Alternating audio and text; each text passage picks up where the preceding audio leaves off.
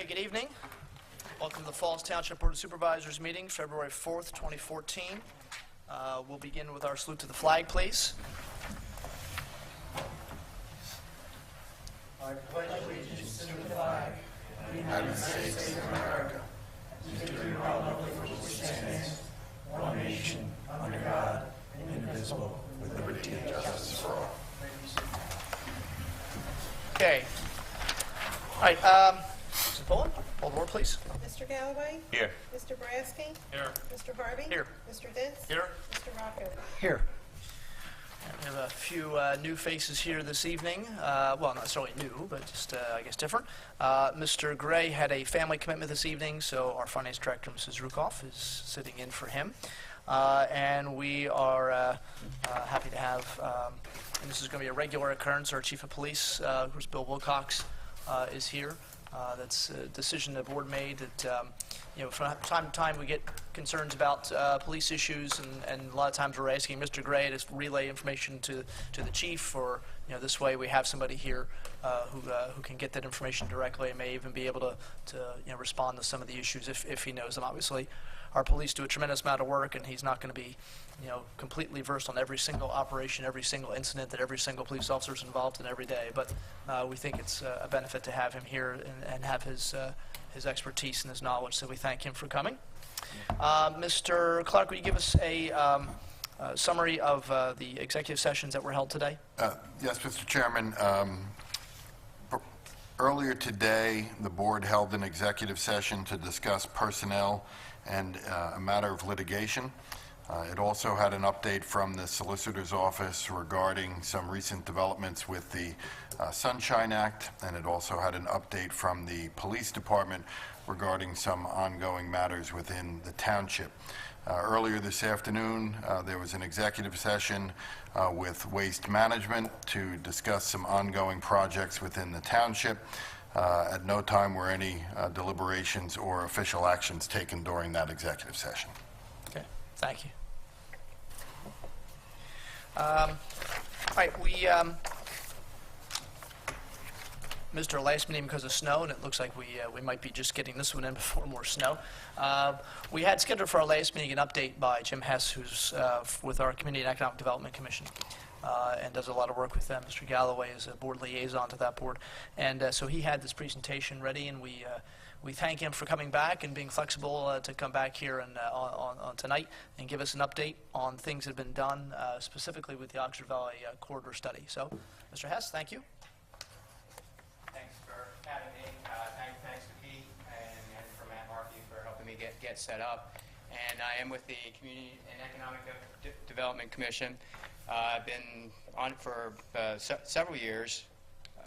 For those of you who are not totally familiar with the CEDC, our main role is to do research studies regarding economic development, and particularly focusing on how to maintain, attract new businesses, expand existing businesses within the township, and then basically to hopefully advise the supervisors in terms of what sorts of plans or programs, sources of funding might be available to kind of push some of these possibilities along. On the CEDC currently, besides myself, are Mark Constable, Bob Hedden, Vanessa Persichetti, and filling in right now from the Planning Commission is the Chairman Brian Binney. Mr. Boraski had been sitting in for a while. We've had kind of we've lost, haven't been able to keep a regular member for the Planning Commission. The code stipulates that one of our members should be from the Planning Commission, so Brian's doing a good job in keeping the representation going. And actually, it's a good interface because he keeps us abreast of some of the current, developments that are happening in the township. So this particular study or initiative on our part dates back actually I think 3 years, and Chairman Harvey had suggested to us that this was Oxford Valley Corridor, which actually at that time we were just referring to as the Lincoln Highway Corridor, was an area that had been of some interest throughout the township for a while. And actually, we did a little research and actually found, going back to 1991 comprehensive plan, where it had identified this corridor and identified a few key issues or objectives for the corridor. One, it was looking at the level of development itself, and had identified vacant or underutilized parcels that could be potentially further developed. Second bullet refers to kind of more the aesthetic qualities of the corridor. It's kind of your, not to get too general, but more kind of your typical suburban strip corridor, and with the characteristics that go with it. And then the third bullet refers more to the function of the road itself in terms of the design of the road and the way the traffic flows along the road, and particularly identifying the issue of the numerous driveways that are located on it along the highway, and the potential conflicts that are generated between traffic that's going in and out of those driveways. So I believe the 2004 comprehensive plan basically identified the same issues, and frankly, they seem to continue to this day. Just a few slides for a little bit of historical perspective. This was 1953. I don't know how well you can make that out, but the corridor was relatively undeveloped at that point. There we go. I'm going to jump back. Oh, no, I'll just keep going. By 71, you can see Strick in there, and you can see it kind of filling in a little bit more. By 95, it's getting close to the way it looks today. You don't have the court fully built out over here yet, but for the most part, it looks pretty much like it does. And then this is more or less the current view of the again, what Lincoln Highway here is right. Strick is here, Lincoln Highway, going back to the court and going down the Peruzzi developments and down to Oxford Valley Road here. So for the purposes of what our study looked at, we decided early on to focus our study, such as it is, on this area, basically running from Oxford Valley Road up past the Township building and roughly up to 225 LP and what was formerly Graber Lumber. The colors on here identify some of the vacancies, and fortunately I was just able to update this because we have had a few changes down this area. So the red is vacant properties. Of course, the former Bryans is, I guess, in the process of being redeveloped. And the orange is what we've been able to determine is some of the just vacant space that exists along the corridor. So actually, going back not too long ago, there were more vacancies along the corridor, and it seems, again, I don't know if that means the economy is on the uptick a little bit, but it's in terms of right now, the actual vacancies along the corridor aren't too bad. So what did we do? Basically, what we started out with was a basic just pulling together information and data that was already available and doing some data collection and mapping, obtaining stakeholder input. Stakeholders we mean anyone interested parties, and I'll talk a little bit more about that in a minute. Identifying key issues and opportunities, which again from previous work we probably already had a pretty good idea what those would be, and moving toward recommending potential improvements and how to implement those improvements. Stakeholders, for purposes of what we did, could include the owners of the properties, the actual businesses that occupy those properties, the real estate interests, meaning brokers or developers, other public agencies, the county, we'll talk a little bit more about some of the other, Bucks TMA, customers, meaning people who shop or visit this area on business, and residents. Some of the specific things that we did again with Matt Markey's assistance, we established a new web page on the CED portion of the Township website. We had what we called an open house meeting early on in 2011. Basically, we just used one of our regular meetings, and with Pete's assistance, we sent out a notice to all the, I believe all the property owners and businesses, invited them to come out, talk to us, share with us what they thought to be issues and concerns and possible things that could be done better. A survey that went out, I believe, with a business license renewal registration in 2011. We had a booth at the Community Day in 2012, and we had a second open house meeting earlier in 2013. And both those open house meetings we thought were fairly well attended, and we had a lot of good discussion, and received a lot of good input. The survey that we did, we designed it basically, again, following what we identified, the three main areas of circulation or transportation, design or aesthetics, land use and development. We had another one in there which we refer to as business climate, and I'll talk a little bit more about that in a moment. And what we did is we basically asked people, the way we structured the survey was to try to get feedback from people in terms of how important they thought each of these issues were. And basically, and I don't have the full results of the survey here, but basically they indicated to us that they thought that there were issues in each of those areas that were important to the future of the corridor.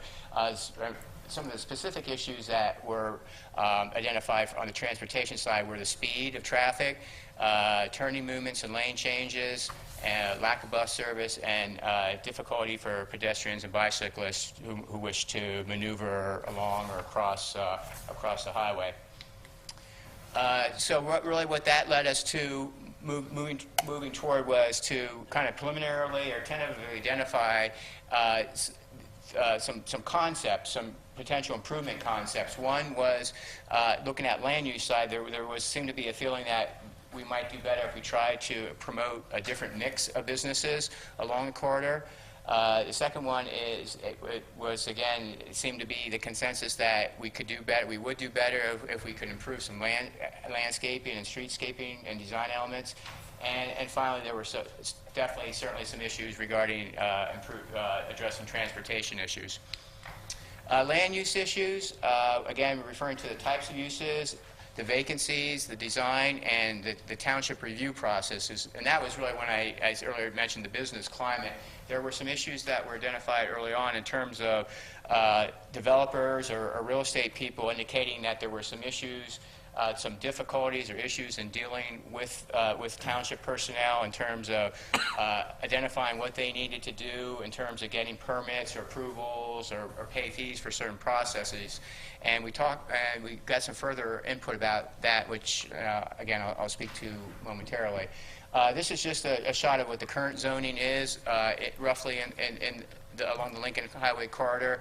The main types being highway, commercial, institutional, and office industrial park. And basically, if you look at what these classifications allow, basically anything that's commercial or non-residential seems to be allowed within the corridor.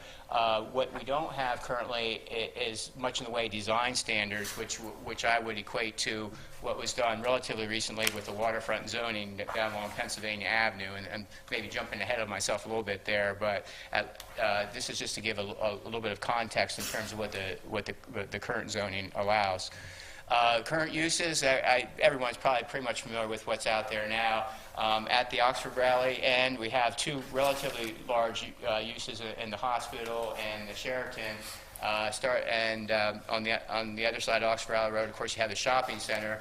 As you move up the line, you have Uzi and other auto dealers and service establishments.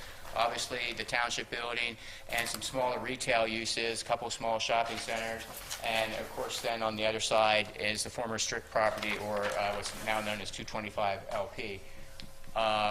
What's currently vacant and available, and I hope I got this updated, it's the former Pella Windows, which is next to Sleepy's, the former Burns property, which they just switched. They moved a little bit further up and took the former auto donation property.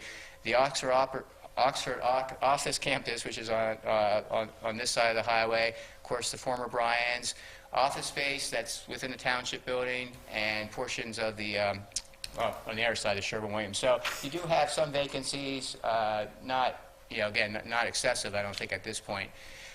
Looking at design, this is just kind of, I tried to get kind of what I might describe as a typical shot of what the corridor looks like. You don't really have too much in the way of amenities, things that look pretty out there right now. You have the wires, the overhead utilities. You really don't have, there might be some small portions, isolated portions of sidewalks. For the most part, you have no lack of sidewalks and crosswalks. And you have what some people might refer to as sign clutter. You have a lot of different types of signage and facade treatments that, again, don't really provide much of a unified, attractive look to the corridor. Jumping back into the review processes, these are just some of the issues that were identified to us by our various activities, identifying the right contact person, getting follow-up, and some of the other issues here. And I should add, we weren't really able ourselves to kind of really get too much into these issues and do any sort of independent assessment of of how true they were or to what extent they were impacting the potential level of development. But we thought we'd put them out there, and I know Bob and Jeff and Brian were all at the second open house and heard what some of these, what people were saying, and I think it was good just to kind of get some of that out in the open, and for you guys and for Pete to try to, maybe dig a little bit deeper and get to, trying to get to what some of these issues actually are, if there are issues there.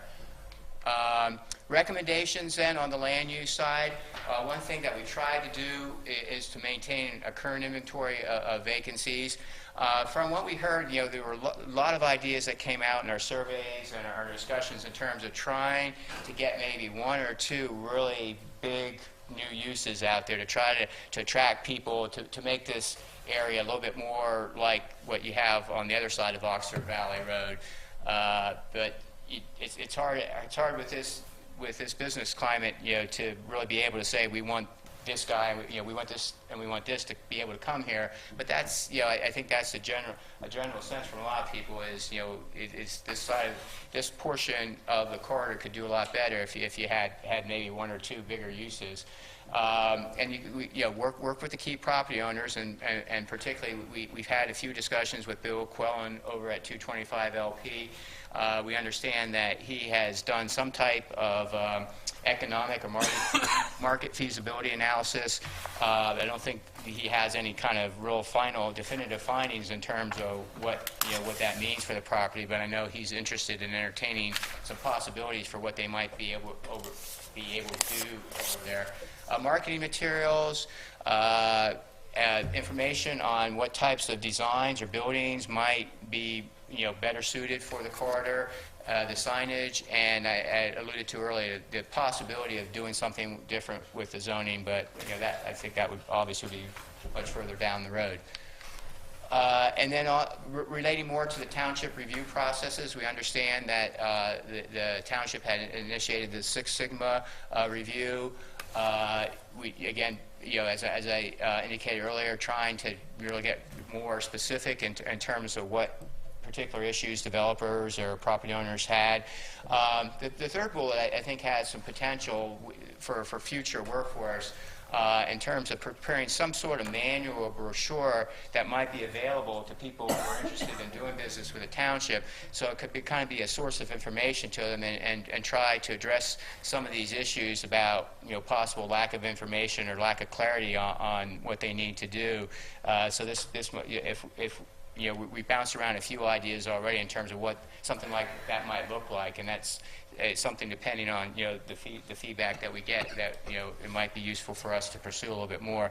And the ombudsman, I'm not really sure if that's something that's really too realistic. I think it was pointed out that really the manager, Pete, that's kind of his job now, and it's not obviously not to say that he's not performing that role as is, but it was just suggested that it might be that there might be another person, whether it fell under the inspections or the building codes, that there might be another place within the organization of the township, that there might be a person that could be kind of made the go-to person from anyone who was walking in the door and had a question about a development review process or a permitting question or anything of that nature. Some of the possibilities for when I mentioned major destinations, these are just some of the things that we heard. It could be an entertainment, something like an entertainment facility, like an IMAX theater, maybe a fitness center, a town center type of development that would try to bring in some more residential development and maybe have some smaller park spaces or other public spaces. Or it could be something that would be kind of more on the neighborhood scales, smaller type of more neighborhood uses. These are just ideas that have been floated. Here's just a couple of ideas in terms of more on the physical side. I think the first, actually, I think the first image is from Robbinsville, or what was formerly Washington Township in New Jersey, along Route 33, east of Trenton and Hamilton Township. Most of us on the CEDC are familiar with what's going on out there, and they actually built, as you can see, right up to the, this is a state highway, but they actually brought the development right up to the curb line there, this sidewalk. And this is actually Business Route 1 in Lawrence, New Jersey, just north of the Lawrence traffic circle. This is a senior citizen, and I think there might be a little bit of retail or office uses in there. And once again, you can see they built pretty much right up to the curb line there as well. And this slide is just kind of an example. This is Route 38 in Maple Shade, New Jersey. This was actually a project that I was involved with. This is an existing vacant, I think, furniture store along a fairly heavily traveled arterial, actually probably more so than Lincoln Highway. But anyhow, this is just really like a rendering or a concept of what might be done in terms of a retrofit or redevelopment of something that's already out there. So the specific opportunities, we've already got next door underway with the new townhouses, as well as the new township building. Area, we understand, we never really made a good contact with area during the process, but we understand they've already moved into the other half of the old Hidden Valley, and we understand that they might have some further development plans that they're considering. And as I said, I mentioned 225 LP, that they also might be considering doing something different on their property. So I think that's pretty much looking at on the land use side. Now on the transportation side, some of these issues I think are already alluded to: the speeds of traffic, the four-lane cross section without any median, at least for the most part. But then when you move further down, there are some medians. It makes it a little bit confusing. The impact that has on turning movements and lane changes. So the site distance has particularly been identified as a concern right out here in front of 225 LP. The number of the frequent driveways and the limited accommodations for bike, ped, and bus service. We were able to get some crash data from the Bucks TMA. Actually, they provided for us and did a little bit of assessment interpretation for us as well. The upshot of it is that we don't have very many serious crashes out there, but there are many small or minor crashes, and they very often involve the people who are out in the passing lane wanting to turn left and/or rear-end collisions. And what that tells us, or at least it tells me, is that it's reflective of the issue that you have with the four-lane undivided cross-section, because you're always going to have those conflicts between people who are out there who are speeding along passing, but then coming upon people who are turning left. And I think in general, that type of roadway has been shown to be one of the most dangerous types of roadways that you can have. And fortunately for us, in 2013, the Bucks TMA, or TMA Bucks, came along and they decided that they were going to do what they called a road safety audit. And they started with their review of the crash data, and it really more or less culminated with a field visit last October. And what they found, the issues that they found, were fairly similar to the ones that had already been identified previously. That you don't have the turning lanes for the most part, and you have the issue with the inconsistency of the medians. You have some really funky illegal U-turns happening. You have just up here in the area of the two little shopping centers, and also down at the other end. At the Oxford Point Shopping Center, I guess you have people coming out, heading north, and then turning around to head back toward the mall. You have excessive speeds, particularly up at this end of the corridor, and you have the access, and you have the lack of accommodations for pedestrians. Some of the recommendations really more or less flow from the issues.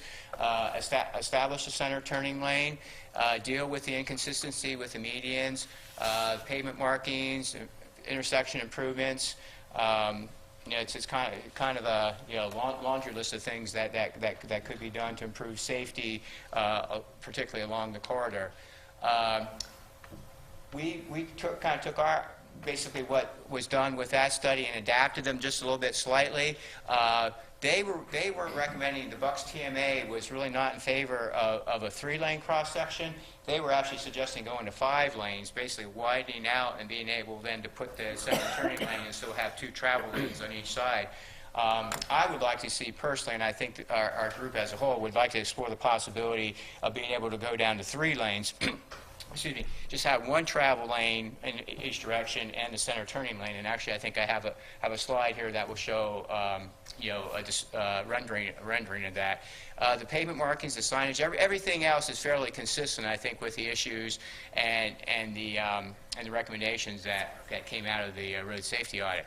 Here's the depiction, excuse me, of 4 lanes to 3 lanes. Here's an existing 4-lane cross-section, a slightly different setting than what we have here, but 4 lanes undivided nonetheless. And there's what it might look like if you went to 3 lanes. And it's really, so there's, in terms of physical changes, there's really hardly anything involved. It's more just a matter of restriping. You have the 1 travel lane in each direction. Then you might have a little bit extra room to go with bicycle lanes on either side, and then you have the center turning lane available for turns, so you can get those people out of the flow of traffic. It would require some further study. It would require getting PennDOT involved to review and grant their approval. But that's something that I would like to see possibly considered down the line. Access management, I mentioned that earlier about the number of driveways and the conflicts that could create. This is obviously very schematic, but I think it's really, if you go back to my, the original slides about the development of this corridor, here you have the highway with the 2 travel lanes in each direction and not much going on either side. Then you start to have a little bit more development, a few more driveways. Then you get to the point where you have a lot more development, and then you have the conflicts between here's people turning in, people turning out, people turning across.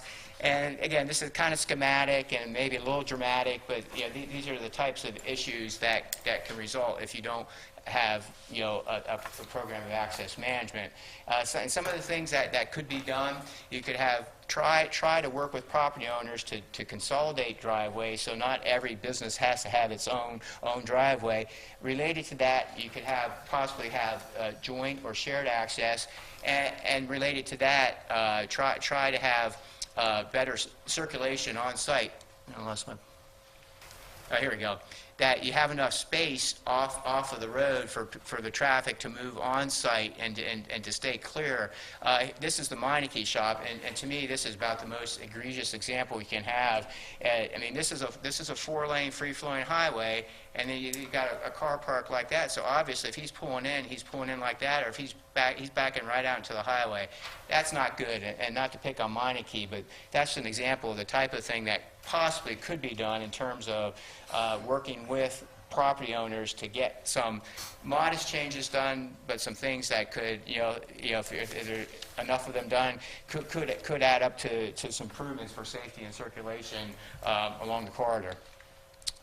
Just a little bit on signage. There's all types of signage, regulatory signage, directional or wayfinding signage is something that might be something that could be used. This is near in the King of Prussia area.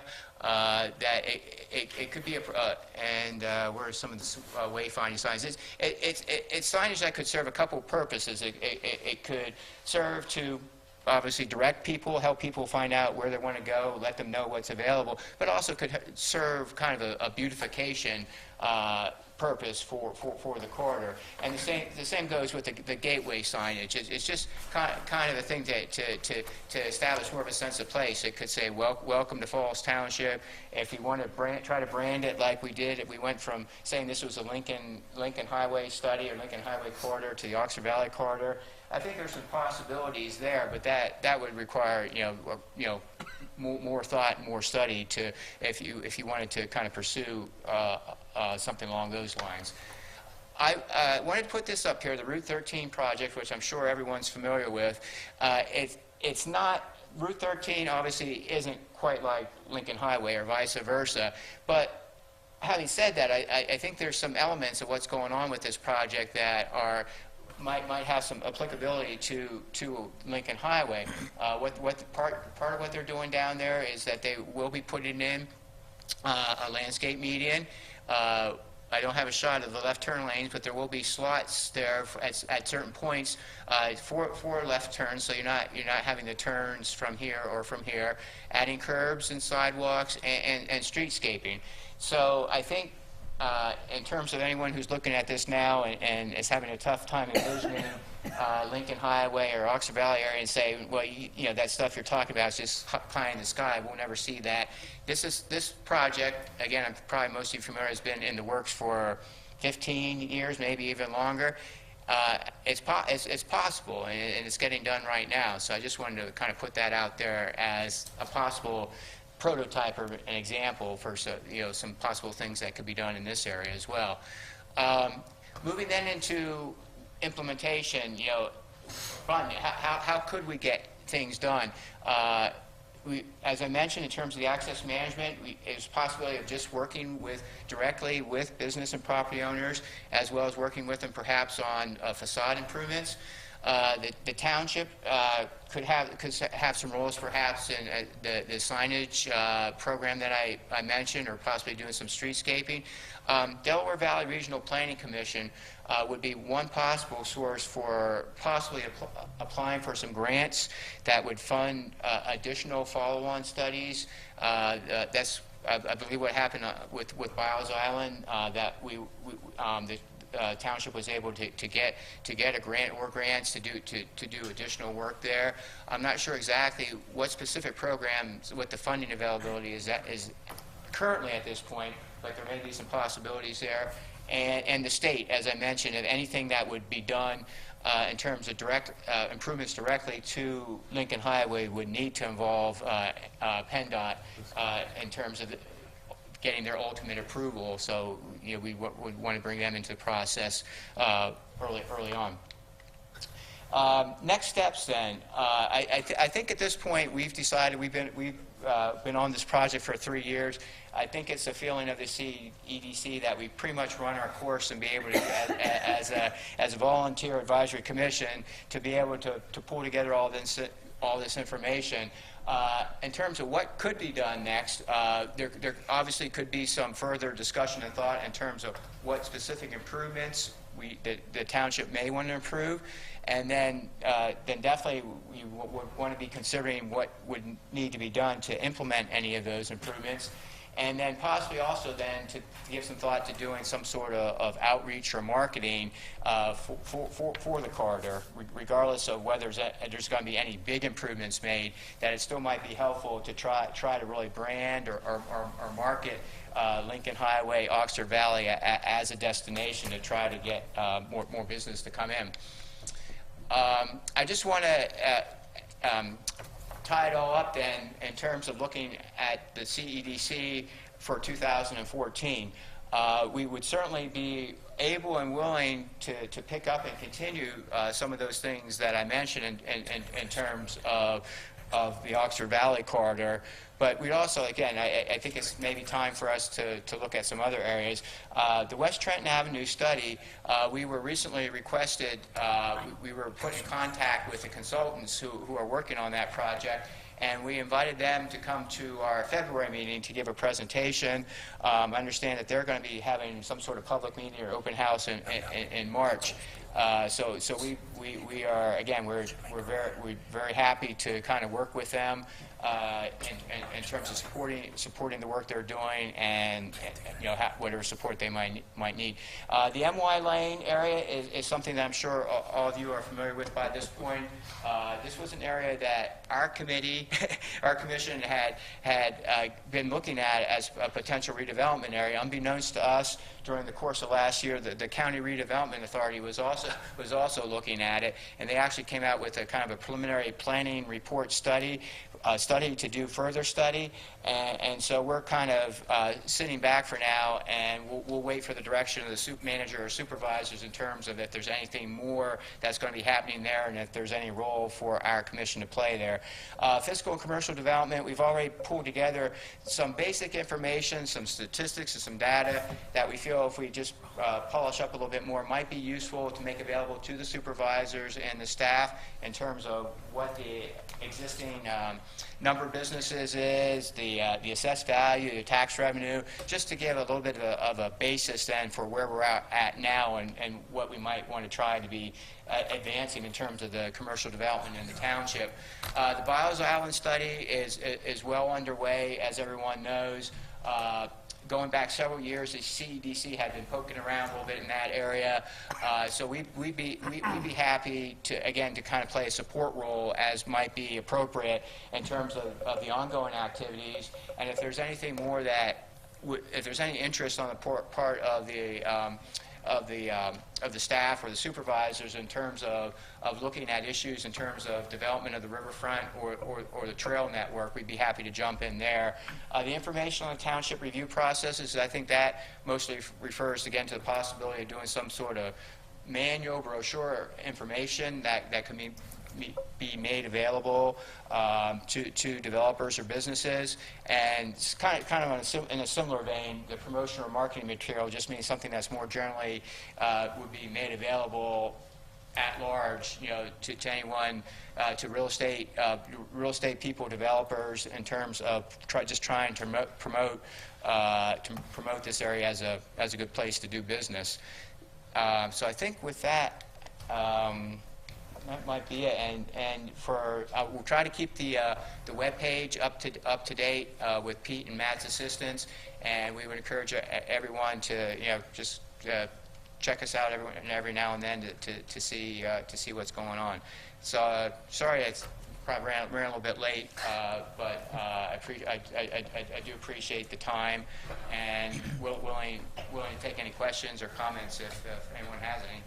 Okay. Well, I want to first off thank you and the rest of the board and Mr. Galloway for all the work you put in. Obviously, it's clear to anybody who's viewing this either here or will view it later, the tremendous amount of work that went in to really taking a look at a key part of our township and look for ways to make it better for all of us, whether it's traffic or bringing in new business or improving the access, improving the safety of it. It certainly is a gateway into the township, and I think it's important that it be kind of representative of the township as a whole. But again, a huge amount of work and all, as you said, a volunteer board. So this is really kind of a testament to yourself and the commitment of the other members of your board. Mr. Head, Mr. Constable, Mrs. Persichetti, Mr. Binney, and Mr. Boraski was on there for a while. I think Mr. Goulet was on there for a while too as well. So thank you very much. I know. Open up to any questions or comments from board members for Mr. Hess. No, I just want to say thank you, though, Jim. It was a great presentation. Thank you. And I agree. It looks like there was a lot of work put into it. It was just good to see you tonight, Jim, and a lot of that information I'm familiar with, but I've learned a lot just from the meetings I have attended, and I do want to thank you for all your work. I appreciate that, and that's what I say. Kind of a bottom line would be, I guess, for our committee, it was just to improve education and information about this area or other. So if we're at least accomplishing that, that makes us feel good. Comments or questions? No? Thank you. Okay. Any public comment or questions for Mr. Hess while he's up here? No? Oh, yes, ma'am. Something about a survey. Did you just I believe we sent out Pete Gray, the manager. I think put the survey. It was enclosed with the business license renewal letters that went out in 2011. So I don't think it wasn't the property owners. It was just the businesses. Yeah. The current businesses at that time. And I'm not sure what we have on the website regarding that survey. I think at one time we did have some summary of the results. I can try and make sure that information is pulled together and available for anyone who might be interested in looking at it. Yeah, and it was sort of an open-ended, the question, because the woman who asked the question, it wasn't probably picked up on the microphone, was about what kind of surveys were done. And Mr. Hess was mentioning the survey of business owners along Lincoln Highway looking for their input, but or property owners, I should say. But I think there also was some effort at the public meetings and also at the community day to sort of gather information from just people. Just what are your thoughts? What are your concerns? What are your worries about this particular roadway? So I know there was a good amount of effort to get just a variety of input from business owners on the road, from members of the public. Obviously, Township staff was involved too in sort of putting input. So thank you very much. Appreciate it. And let's see. We'll move on here. Public comment is our next item on the agenda. Let's see. Mrs. Rukoff's assistant is bringing. Well, that's certainly not your problem. Okay. Thank you very much. And don't go far because you're the first name on the list.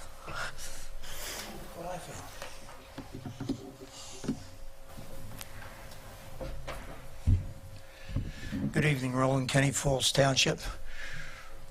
First, I already apologized to Jim Sullivan, but I'll apologize on camera. I said something last month. I got down to Jim's name, and it went blank. I couldn't think of his name, and I said something. I didn't know what it was. He told me tonight what it was. And I sincerely apologize to him. Hopefully he accepts it. Thank you, sir. Next. Me and the chairman, a couple months ago, was down on the front steps of 3 Arches. And we praised Liz Rees for the work she has done in the last 14 years. I'm a Democrat. I think everyone up on that board's a Democrat. I'd like you 5 to make me be a proud Democrat and have our township manager call or email her and tell her we'd like her to stay, to do the same job she has done in the past 14 years, to go on, pay the same rent she's been paying all the bills she's been paying, and keep her. Make me proud of being a Democrat, gentlemen. Good night.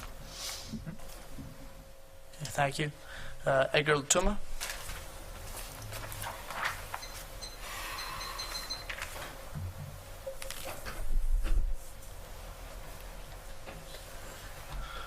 Good evening. Edgar Lituma, Falls Township. I'm sorry to keep bothering you guys and come here and asking you if you have anything and you budget to do the street I was telling you, South Olds Boulevard, between the creek and the Honor Square. We really need a sidewalk over there. With the snowstorms, it's very hard to walk over there. I see people, and I want to see if you have anything in there. And another thing for the soccer fields, I don't know, I missed quite a few meetings. I don't know if you have anything to do another soccer fields for this year. And finally, I was a little upset. I'm a member of the Park and Recreations. I was really a little upset when we knew Mr. Rees was fired. He did a lot of work for the township. We know that for 13 or 14 years. And the way how, I don't know, member, or I don't know what he did, we were very upset why he was fired. I think he should be recognized how much work he did for the township, for the park, for the past 13 years. Thank you very much. Okay. I appreciate it. I can answer a couple questions, Mr. Latuma. This was a difficult budget this year for us. Things are tighter than they have been in past years. We did not budget anything this year for the soccer fields. In terms of the sidewalk, what we were hoping we would do, rather than sort of constructing the sidewalk on the side you were talking about, we know there's one that goes the entire length on the other side of the road. And it's a township road. We wanted to look at that first. Putting a crosswalk in to make it a little bit safer for people that are, can walk on the one side of the sidewalk, one side of the road, and then cross on the crosswalk over to the shopping center, and then possibly do the same thing. Well, there is a crosswalk over, I think, by the school. There's one up that connects back again. Financially, we couldn't do the sidewalk on the side of the road that you're talking about, but we know there's one that goes the whole length on the other side, and by having crosswalks put in by something our Public Works could do, or we could, relatively simple thing to do. As you know, with state law, vehicles have to stop for pedestrians in the stop right in a crosswalk. So that's something that would provide some safe. It's efficient. It's something we can do. We can pay for very easily, and it would provide some safety for pedestrians. With regard to Mr. Reese, I agree with you. I worked a lot with Mr. Reese over the past my entire 10 years here, and certainly he did a good job as a Park and Rec director. There were issues over the past few years that the township administration didn't necessarily see eye to eye with Mr. Reese, and he has decided after some discussions with Mr. Gray that he would resign as Park and Rec director. We wish him the best of luck in whatever he does in the future, and we thank him for the work he's done here. We have a very good staff of people here, and we're pretty confident that the Park and Rec situation and good volunteers like yourself on that board, that it'll keep going and be even better in the future. Thank you very much. Thank you. Gloria Latuma.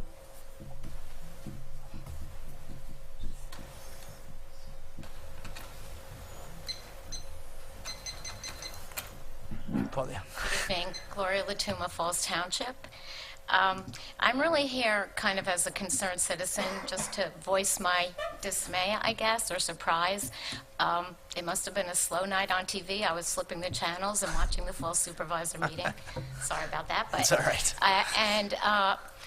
I happened to come across the one where they were talking about the lubricycle plant that's, I guess, scheduled to open in the KOIZ zone. Mm-hmm. And I have to say, I was very concerned to hear that that's what we're going to be doing with that. I actually have a couple of questions. First of all, is it a done deal, or was that just preliminary approval that it has received? That was preliminary, I believe, only. There were some recommendations we made to them that they'd have to go back. They have to keep working with our township engineer and to make sure they've dotted all the i's and crossed all the t's. Okay. With regard to that. I believe they have their land development, and they have their agreement. They're buying or leasing from U.S. Steel, so that part's done. But barring some kind of very unforeseen circumstance, it's for the most part is going to be a facility that will be built down in KOIZ. Okay. As I said, I was concerned, and I mentioned it to a few of my neighbors. I was like, did you see anything about this? And again, I was surprised that there was so limited information about it. I know that there was one article in the Courier, but other than that, Can I ask just what the concerns were? well, that was my next Okay. question, actually. I didn't know anything about it except what I had heard during the meeting and during the gentleman's presentation representing, I guess it was Seaview LLC? Right. Okay. So, of course, I went online and Googled it, and I could find no information about the company. So I'm wondering, where would I go to find information, not just about the company, but also about what happens in the recycling process? You're looking. Was it Seaview you were looking up, or Lubricycle? Because I think Seaview. I heard it mentioned Seaview Yeah. LLC. New At Seaview. a Bluebell, It's new. New Seaview. It's New Seaview, yeah. LLC. And Yeah, I at think Bluebell? I think it was a new company. They just started. I think are they a New Jersey company, and they're opening in Pennsylvania. So they're changed. So the name in Pennsylvania is different than what it is in Well, Jersey. just the fact that I could find nothing Right. on So it's them new- was new another red Seaview. flag to me, that maybe is- we need to take this a little bit slower. Well, it is a company that is established. It's the same ownership. It's the same operation as a facility that's a larger facility in South Jersey that they've run for a while. Okay, so it then is- where would I go to find that history of what's been happening? Mr. Well, the company has a website, it's at lubricycle.com. I looked up lubricycle.com, and there was nothing.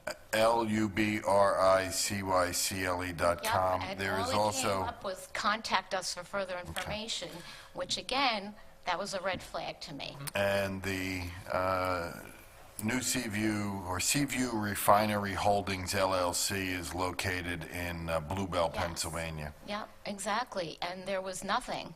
I mean, I don't know where else to look, so that's why I thought I would come here, and I could report back to my neighborhood and say, oh, relax, Yeah. it's nothing, but maybe not. It is- It just seems to me that we had just had a spill in the Delaware. West Virginia can't drink their water, and so it would be foolish of us not to be concerned before they actually go ahead and put whatever they're putting out there. Well, nothing against, I guess, West Virginia, but I think sort of the regulations in place in Pennsylvania are pretty strict. They have to not only go through us and our engineer, and if we did preliminary only, they're going to have to come back for another public meeting for final, and they'd have to go to the Planning Commission for final. They would have been reviewed by our Environmental Advisory Council and our Fire Marshal. But that's even before they get to us. They're going to have to go back to Planning Commission again for final land development and final land development here as well at some point in the future. I don't know when exactly. Mr. Sullivan, do you have any timetable on them coming back? There's no timetable yet.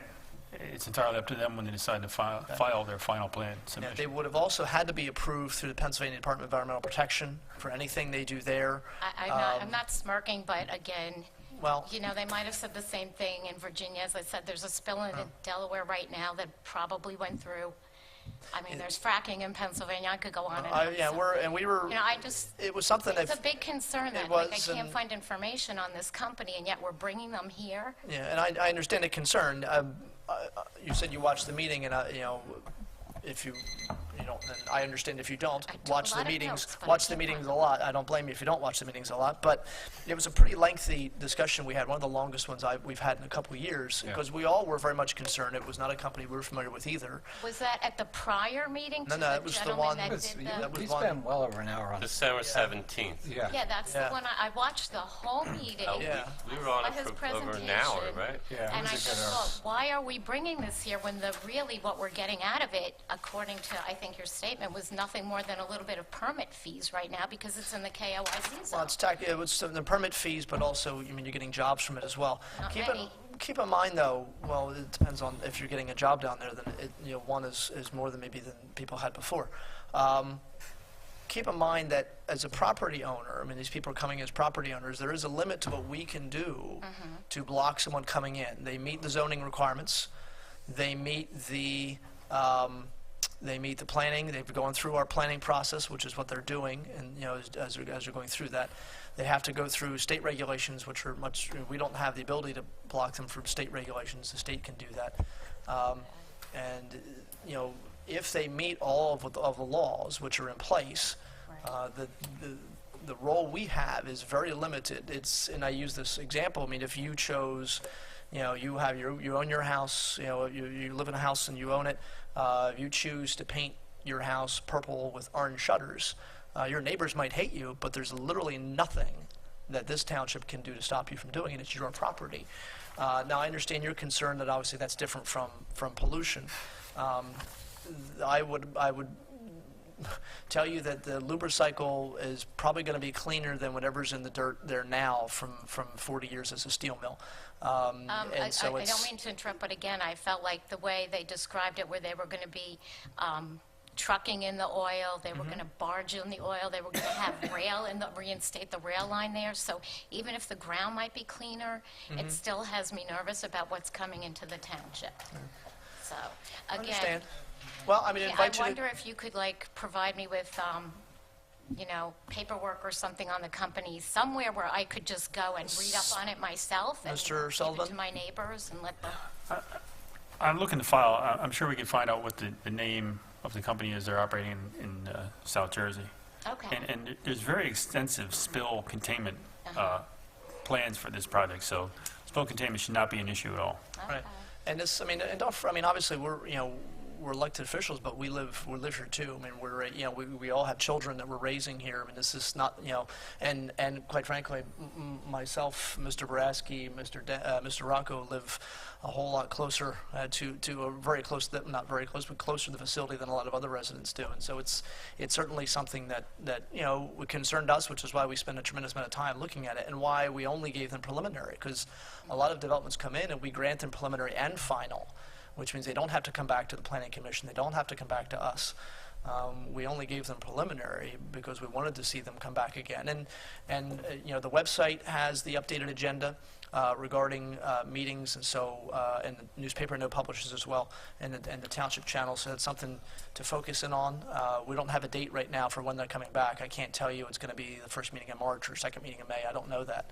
So once we find out, it'll be scheduled for an agenda item, and Okay, and well, you're just obviously as welcome long to as come. between now and then, I'll be able to do Yeah. a little research on them Mr. myself. I would Mr. appreciate it. Sullivan can certainly take a look, and we have your name here, and I'm assuming you're related to the other Latuma, who's, You assume correctly, okay? so we know how to get a hold of you. All right, thank Okay, you. thank you. Those are the only names on the list. Any other people wish to speak? See no hands? Okay. Item number 2 on our agenda is conditional use hearing, and then a waiver of land development for Penske Truck Leasing LLP. As a conditional use, this is a hearing, and so I'll need a motion to open the hearing, and then I'll turn it over to Mr. Clark. Is there a motion to open the conditional use hearing? Seconded. All in favor? Aye. Okay, Mr. Clark.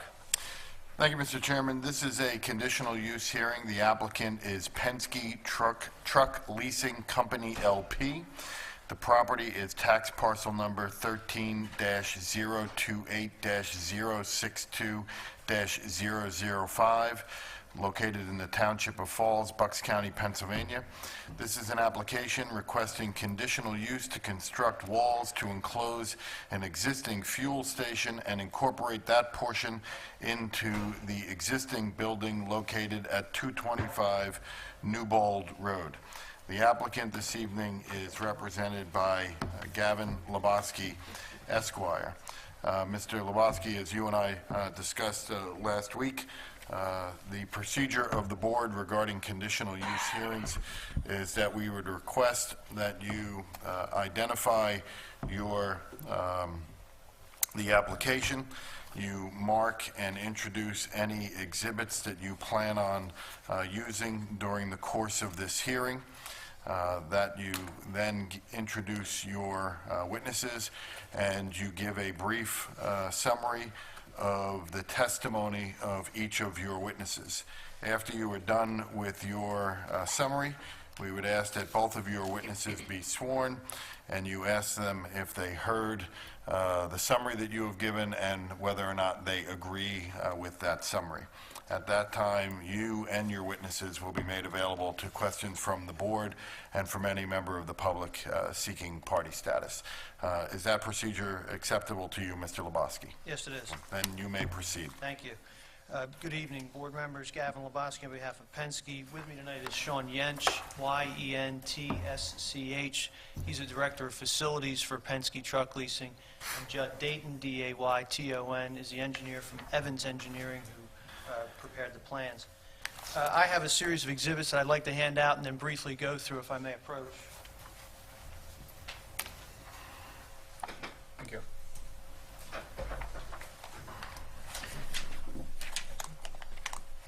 Thank you.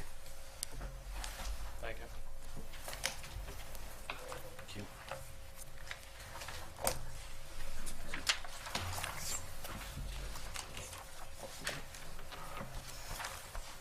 As you can see, the exhibits run A1 through A9. A1 is the application with the attachments. That's been previously submitted, so I didn't supply that at this time. That's a part of the record already.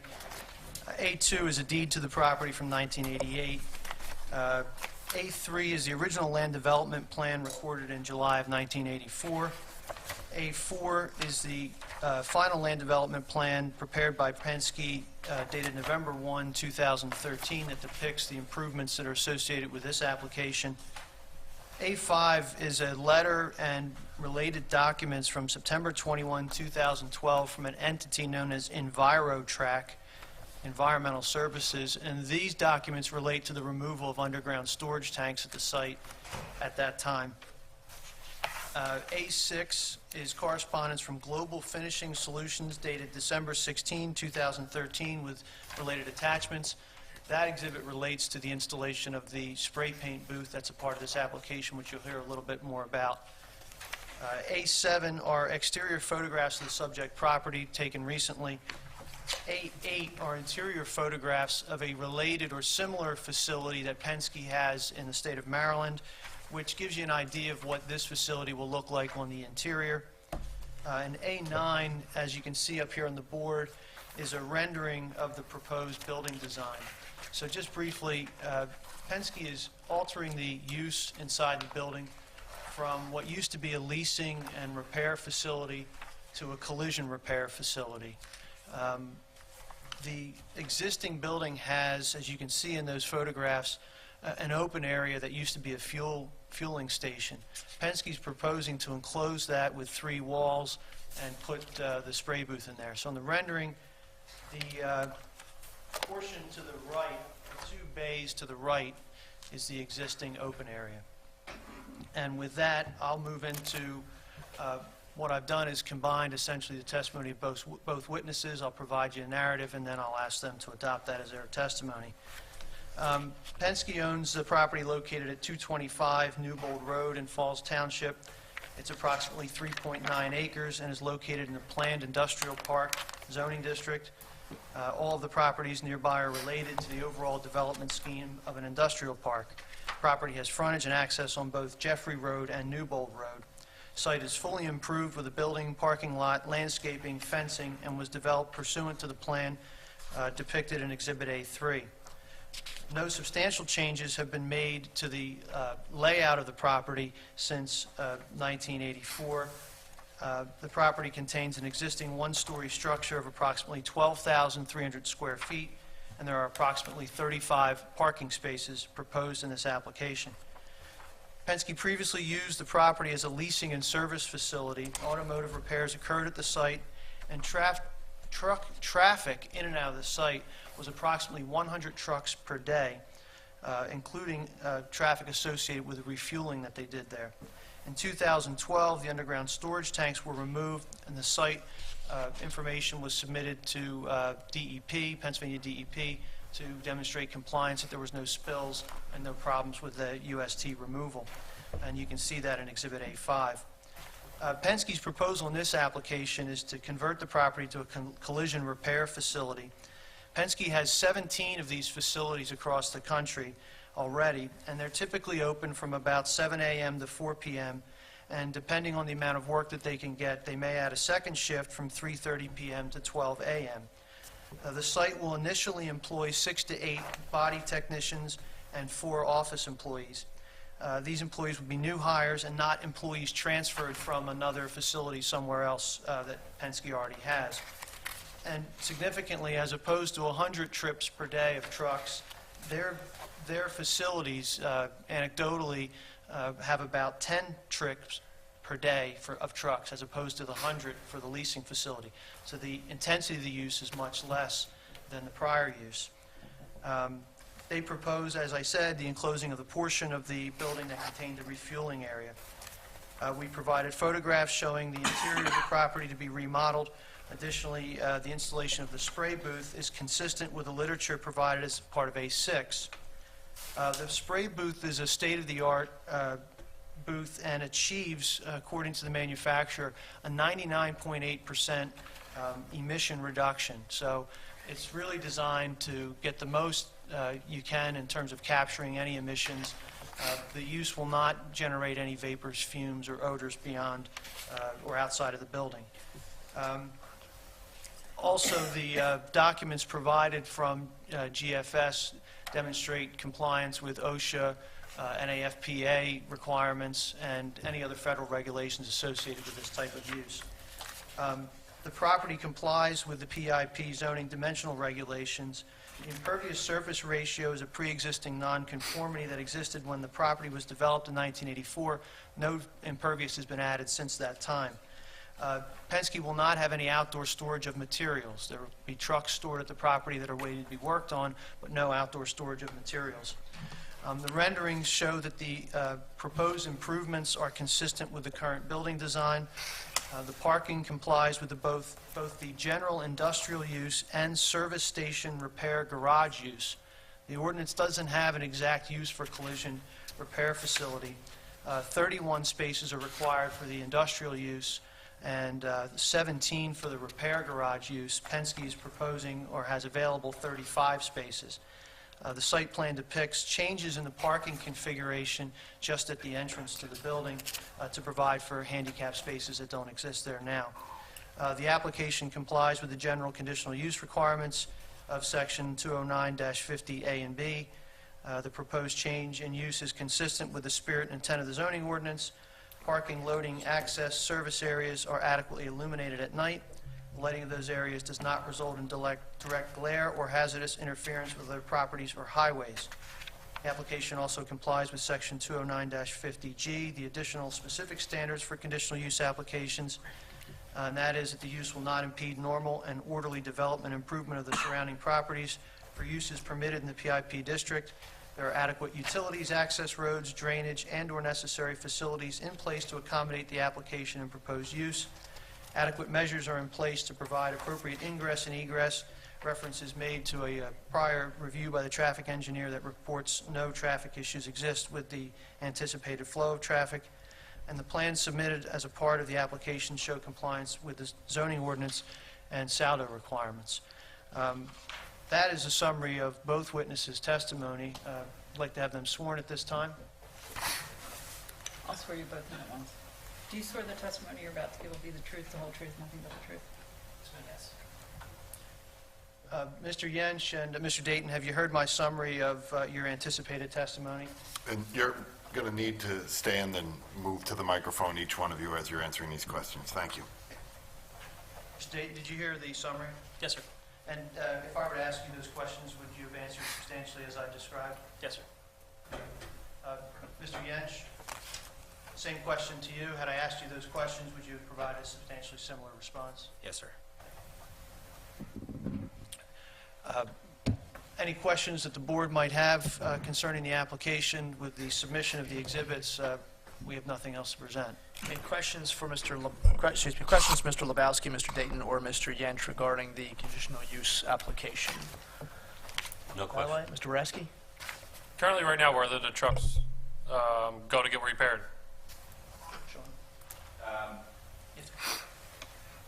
Currently, right now, most of them are towed to Reading, PA, which is our original body shop. And throughout, I'd say about the last 6 years, we've strategically placed these around the country.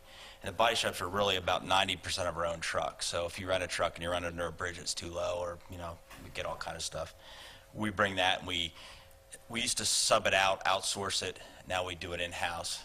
Creates more jobs for us, and we'd be able to control the quality. So we've been trying to identify a market down here. We've looked at New Jersey and so on, and this building's been sitting vacant, so we figured we'd try to revitalize it in the area, and that's kind of how we got to this one. Will you bring in other trucks, or is it strictly just Penske vehicles? I can't say we wouldn't bring in other trucks, but we don't take off the road. It's usually customer-based, like Rogers race carriers, sometimes we do. Most of them are our lease customers or our own vehicles, so. Thank you. Mr. Dents? No, I have no questions. Mr. Rocco? I have none, thank you. Okay. All right, so you said currently there is not a rental operation here, or there is a rental operation at this facility? It's gone now. Been vacant, okay. It used to All be right. there, yeah. That was All the right. last use. All right, thank you. Okay. Mr. Clark, questions from you? No, none. Mr. Sullivan? No questions. Any members of the public? See no hands. Okay. Close the hearing? Yes, at this point, I'll make a motion to close the conditional use hearing, or I shall ask for a motion to close the conditional use hearing. So moved. Second. All in favor? Aye. Thank you very much. Okay. Comments or questions? No? No. All right, so is there a motion then to, I guess we could take this, we have We can do the conditional use now and then move to the waiver of land development, or do we just want to hear the second presentation? I think you should just vote on the conditional use hearing first, and then that record will be closed, and then we'll go to the waiver of land development. Okay.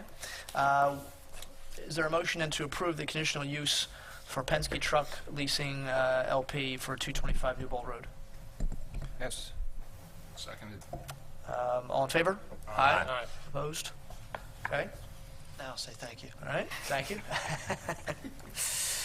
You're just thanking us for being polite. Just like when you vote yes. All right, now we're looking at a waiver of land development. I asked Mr. Sullivan, because this is a relatively small project, Mr. Sullivan, this is a waiver of land development and not a preliminary plan. That is correct. Okay. All right, so Mr. Losky, you want to go ahead and address some of the issues I guess we have on the review letter dated November 19th, 2013, if that's all right? Right, so I think it's also restated in the resolution. It is in the resolution. Yeah, that's fine. And I've had a chance to review the resolution prior to the meeting, and the conditions associated with the resolution are acceptable to Penske. We'd ask that you vote on it as is. As we pointed out, there's not a whole lot going on there. There's an enclosing of an existing building, and there's some reconfiguration of some parking. That's it. Certainly a good project, hopefully an asset to the community. I'm sure it will be, and it'll provide some jobs. Really no impact. We'd ask that you adopt the resolution as prepared. If you'd like to have me address any of the specific items in the resolution, I'm happy to do that. Okay. The one thing I see, there is a letter from the fire marshal dated November 8th. I don't know if you have that. Yeah, that's to note on the plan, the building use code. Right. That's a will comply. Okay. All right. Any comments or questions for Mr. Lebowski regarding the waiver of land development? No question. I have none. Okay. Public comment? See none. Okay. Mr. Sullivan, comments or questions from you? No questions. Thank you. Okay. All right. This would be resolution 14-5. Okay. So resolution 14-5, which would grant a waiver of land development for Penske Truck Leasing Company LP, 225 New Bold Road. Is there a motion? So moved. Seconded. All in favor? Aye. Okay. Thank you again. Have Thank a great you. night. And thank you for your patience, too, this evening. Sure.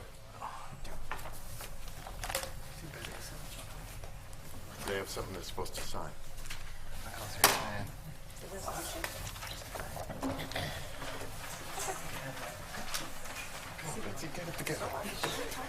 You almost got something about this next one. Just about 4 hours. We'll take a short recess. Pack some stuff up. Okay, I bring our meeting back to order. We had some, the previous applicant was getting some paperwork signed, and we had some things set up from the earlier, some AV equipment set up that we wanted to sort of take down. So while that was going on, we took a little bit of a recess, coming back at 8:22. Item 3 on the agenda is considered agreement with ACT Engineers. Wanted to spend some time in talking over with one of the board members recently, just with Biles Island. You've heard it referenced a few times tonight. I don't know the program, or the plan with Biles has gone on for a couple of years, and at times it's in the news, and most of the time it's not. And there are a variety of reasons for that. The agreement this evening actually looks at sort of ratifying the fact that ACT Engineers is doing work for the township.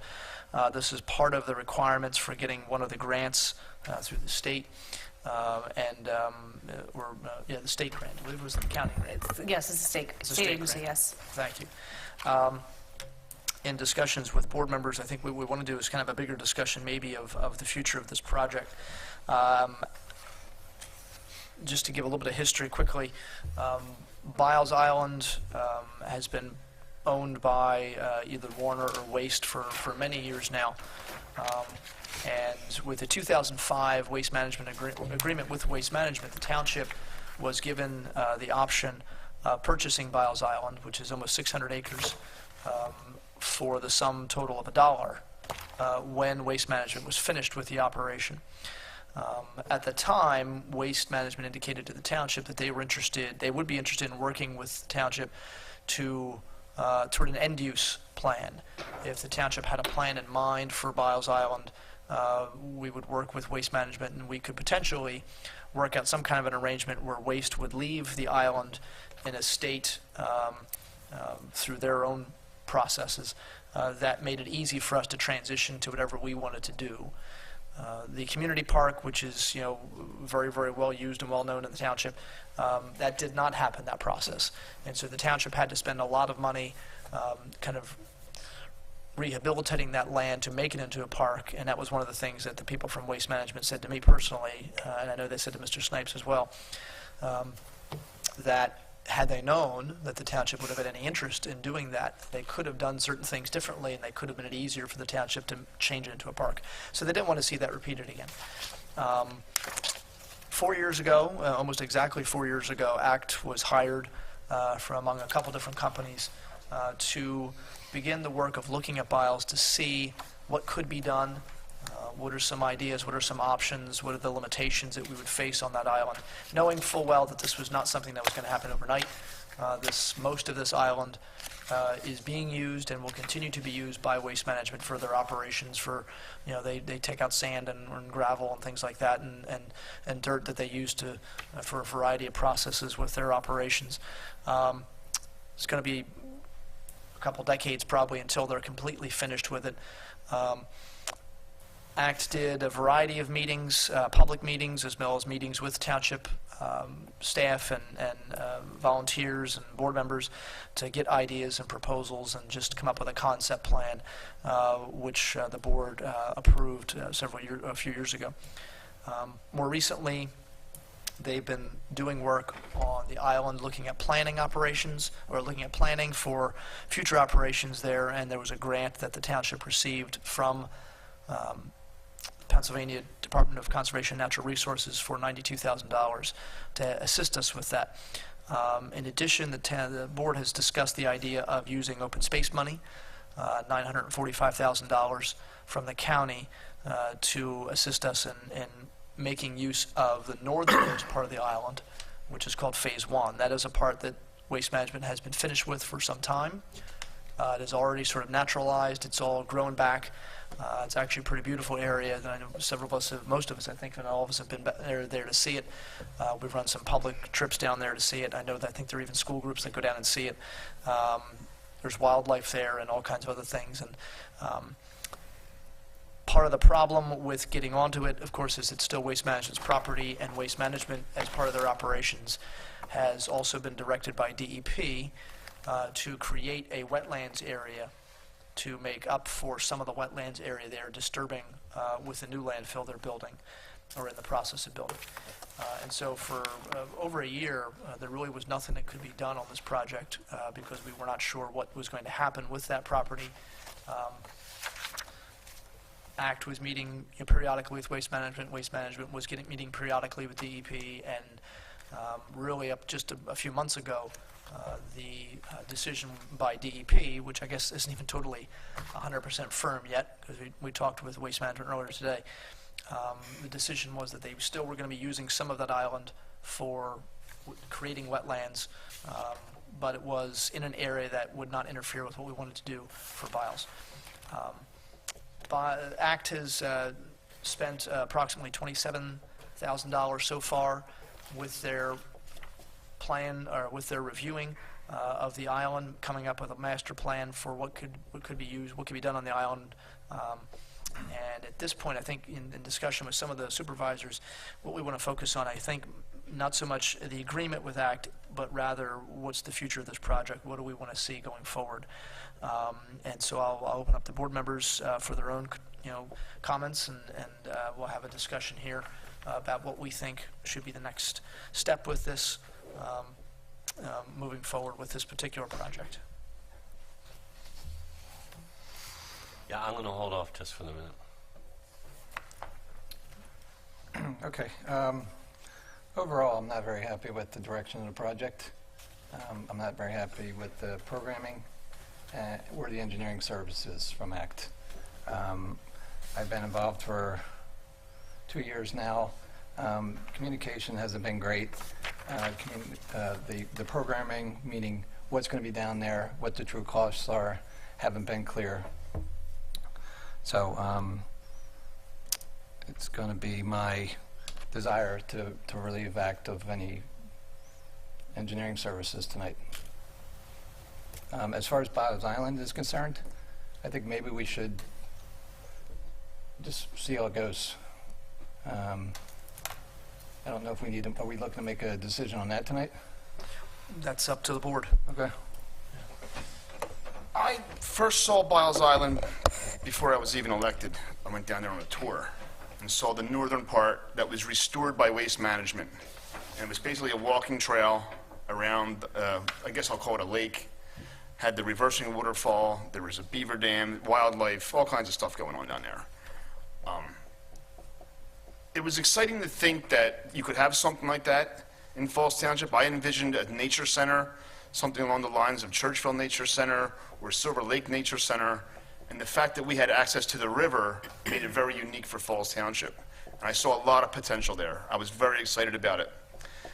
I don't think I'm very disappointed in the whole process to the point we are now. We were required to do a master plan of the whole site, and I think a lot of attention was taken away from what we really wanted to do and put on this master plan. That ACT developed a master plan that had a marina and ridiculous things like a restaurant, which, and a lot of people just focused on that and never even saw the phase one, which is the only thing that we ever planned on doing. The master plan was something we had to do to get grants, to apply for grants. Even if we did a master plan in 10 years, 15 years, if we ever get access to that island, would probably have to be redone anyway because the river is changing all the time. I don't think there's enough information that ever went out to the public of what really was going on Biles Island, what we wanted to do down there.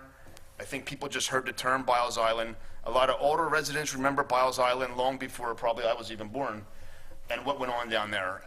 Apparently it was a very nice place to go then.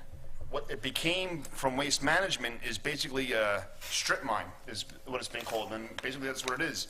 The Army Corps of Engineers dumps their dredgings from the river into the several little lakes, and they pump it out. Waste Management does and puts it on their landfill. Honestly, if they're getting free fill for their landfill and they're getting ready to start a brand new landfill in a couple of years, I don't see them giving that up anytime soon. But the part that we do have access to did have a lot of potential, does have a lot of potential. I just think that we got a little ahead of ourselves. I'm disappointed in the way a lot of things went on with ACT engineers, not to the point that Mr. Rocco is. There was a lot of bad communication at times, but a lot of it, some of it wasn't their fault. A lot of it was their fault, I think. A few things, you know. At this point, I think that the best thing to do, or that I think we should do, is just shelve this project. I don't think we should kill this project completely. I think we should just put it on a shelf for now so that we can come back to it whenever we want. I don't think we should approve this agreement tonight. And I think we should tell ACT engineers that we to stop working on this project, that we're not doing anything at this time, and who knows if we ever will. Do we have a current agreement in place with them? Besides, I mean, I know we authorized... Yeah, we authorized, essentially, we authorized the master plan that, you know, that is required by DCNR. That was in August, that was approved, the amount of $315,000. The amount of money, the $315,000, is actually the number that we would have to spend as a township in order to get the grant money from the county, the $945,000. Right. Yeah, so it's a matching grant. You know, we're not just going to get $945,000 because we asked for it. We have to spend essentially, the whole grant was $1.2 million. We have to spend 25%. The county kicks in 75%. So I think ACT's plan was to spend the money, the $315,000, 92 of which would be given back to us by the state, and that would allow for the county money to kick in and give us almost $1 million that we could then use to do some work on phase one. But I don't know if you want to, sorry. Yeah, I think I'm disappointed in the way this has come out. I mean, it would have been nice to have river access there. I know a lot of people ask me about it, but nobody really knows what's going on down there or what is ACT engineers. I know there's a group of fishermen that asked me, they heard that there's a bunch of lakes in Falls Township. Well, no, they're not lakes that you're going to be fishing in, that's for sure. The one that's been restored, maybe someday you would. But that's my feeling now, is that we should shelve this project, tell ACT engineers to stop spending money and all work on this project indefinitely, and that we should start looking for other options for the open space money, because if we don't come up with a plan, we're going to lose that money completely. Yeah, just to point of clarification, or just so you know, ACT was told last week, if not more than a week ago, to stop all work, which they've done, you know, and they understand, they are aware of the fact that there are concerns about the project by members of this board of supervisors. They have, you know, volunteered to sort of meet with any board members that have any issues with them, et cetera. And yeah, as you said, with the money from the county, excuse me, that money we have to, I think, apply for by the end of this year. That's correct, December 31st, 2014. Right. All applications have to be submitted. It has to be submitted by the end of this year. Correct, and there are several steps prior to that that would have to be completed. Okay. And I don't know if you, not to catch off guard, maybe Ms. Gallagher, maybe you know this, but I think there's a different timeline for when the money has to be spent. It's within 2 years of the approval of the application.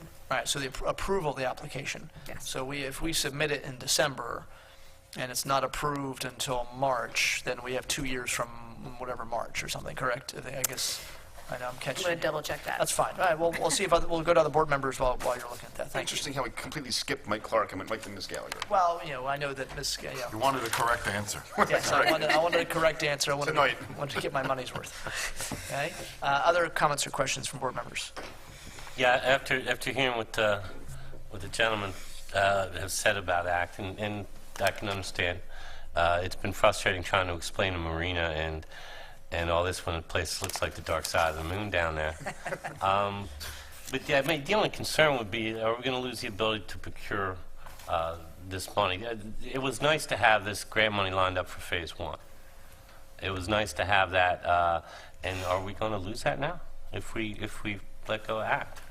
Well, no. I mean, it doesn't matter if, you know, nobody really cares. I mean, the state doesn't care, the county doesn't care what engineer we use. This agreement tonight was just, you know, certifying that, you know, this is who the state's working with. They wanted to make sure that we know that, you know, this is all on above board, et cetera. Just really a hoop to jump through, a formality to really say, yes, we're working with that. The issue with the county money is a good one. Obviously, we've been allotted through the bond that was approved a few years ago. Municipalities were given money, allocated money by the county based on population, I believe, and I think also by possibly by how they've used it in the past, if they've used a lot or a little. Talking with Mr. Gray this afternoon, I think he said that of the $26 million that was allocated by the bond for the whole county, $1 million, I think, has been spent. Was that right? Do you remember? I think it was something I don't like remember that. the number, but I remember that number. I believe it's about 4 municipalities have. Yeah, only 4, and there are 51 municipalities in Bucks County, so 4 of them have spent the money. Now, if they don't allocate money by the end of the year, and part of the problem is that many of them don't have the matching funds. Yes. If they don't allocate the money by the end of the year, that money sort of goes back into the pot and can be reallocated to other municipalities. I don't know how that's done, if it's done based on population again, or if it's just, you know, first come, first serve, or quality of the project. I guess maybe the answer, you know, I guess a long answer to your question, Mr. Galloway, is that it's possible that if we decide to spend the $945,000 on something else in the township, that there will be more money there after December because of municipalities that just won't be using it. How much it'll be, I don't know. What's the process for getting it? I'm not sure of that. And I don't know if we'd be awarded just as much as we wanted or how that would work. It might not be another 945, but do you have Ms. Gallagher? It is, I did confirm it was 2 years from the date of recommendation by the Open Space Board to complete the project. Okay. And the rules provide for at least one 90-day extension from that. Okay. So we have to tell them what we want to do with the money by the end of the year, and then we have 2 years to spend it. Right, but according to their guidelines, there are several steps that occur before actually submitting the application. We would have to pass a resolution, we'd have to meet with the Open Space Board, take, I believe, individuals on a tour of the area that we're talking about. So if it is something that the board would like to consider, it's something that it should consider sooner rather than later. Right. And open space money, just for, because I was talking to somebody over the weekend who wasn't aware of this, open space money, different parts of the county have different uses for it. Obviously, central and northern part of the county, there's a lot of open space that people are interested in protecting from development, and so it's used for that purpose. In the lower end of the county, where there's not as much available space, open space money can be used to purchase existing open space or create open space. However, it cannot be developed, and it can't then be sold by the municipality to a developer to sort of make money. It can also be used, though, to the open space money to improve or create passive recreation, which is kind of how we saw this happening with what we're doing. We're not using the money to buy Biles Island, but we're using it to improve an existing passive recreation area. And I think that's, some people weren't necessarily sure of that. One more thing is, there's not much open space that we can buy up in Falls Township. It's pretty much all been bought up. There's no land available. We've looked at other options. Right. I think that we should, I mean, this is my idea, or what I think. Like I said, put this on a shelf for now and then look at other options. Like Mr. Latuma said, maybe we can redo some more soccer fields with it. We talked about, we budgeted money to spend on a fishing pier at the community park. Maybe we can use it for that before the end of the year. Fix our boat ramp. Mr. Harvey, just to go back to an issue that I believe Mr. Galloway may have been alluding to, we don't, not continuing to use ACT services, we don't then forfeit any of this money that may be available to us. We do have to, if we want to move forward, we do have to make the applications, but not moving forward with ACT, it's not as if they're a part of the review process or they're part of the approval process. So not moving forward with them would not in any way impact our ability to apply for these grants. And to go back to a question that Mr. Rocco asked earlier, ACT would be paid for any of the work that they have done for the township up until this point. If they are told not to do any more work, it's not as if this is a professional service. It's not like you're awarding a contract to build something where if you terminate it, you may be on the hook for the full contract amount. With a professional service, they get paid for the time that they have put in on the project and nothing more. If the board, from what I'm hearing, desires to put this on the shelf, as Mr. Dent says, perhaps the best way to handle this evening is not even to consider the agreement with ACT engineers, but to take a vote so it is official that ACT be notified that they are to cease all work on this project immediately until further notice. Oh, yeah, I wouldn't even want to take it one step further. Well, I guess until further notice covers it. Okay.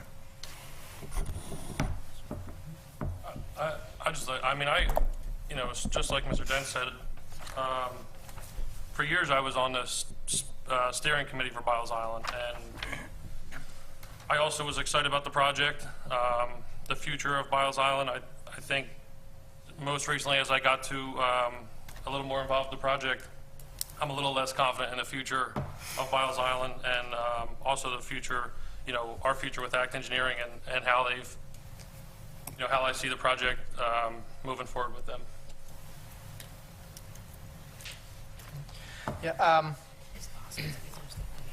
it seems, and it's interesting, I looked back through the minutes of the township because I wasn't sure exactly, when this, I couldn't remember exactly when the project began.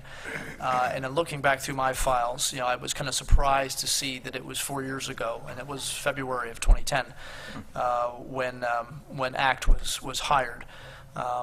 There were presentations made, I believe it was in August of 2009, by a variety of engineers that came here and made presentations about their qualifications, and it was all public because we wanted to try and involve the public as much as we could. And one of the reasons the previous board especially wanted to do that was because we recognized the fact this was a piece of property that really very few people in the township had any direct connection with. As Mr. Dent said, there were some people, and we had one gentleman come to one of the public meetings who remembers, and he was an elderly gentleman. He remembers being there, in the 1930s and 40s when it was just a farm and it was a place you'd go and just sort of like, picnics and stuff with your girlfriend or boyfriend, whatever it was. It was something you could access publicly. Obviously, it hasn't been that way for a long time. It's more industrial use now, which means that most people really have no connection to it at all. Probably aren't even totally sure where it is. I get that question quite a bit too. Where is Biles Island? And it's an area of the township. I think one of the reasons I was kind of excited about it was it's an area of the township on Pennsylvania Avenue that we kind of looked to redevelop, an area that we thought had some potential being on the river to attract different kinds of development.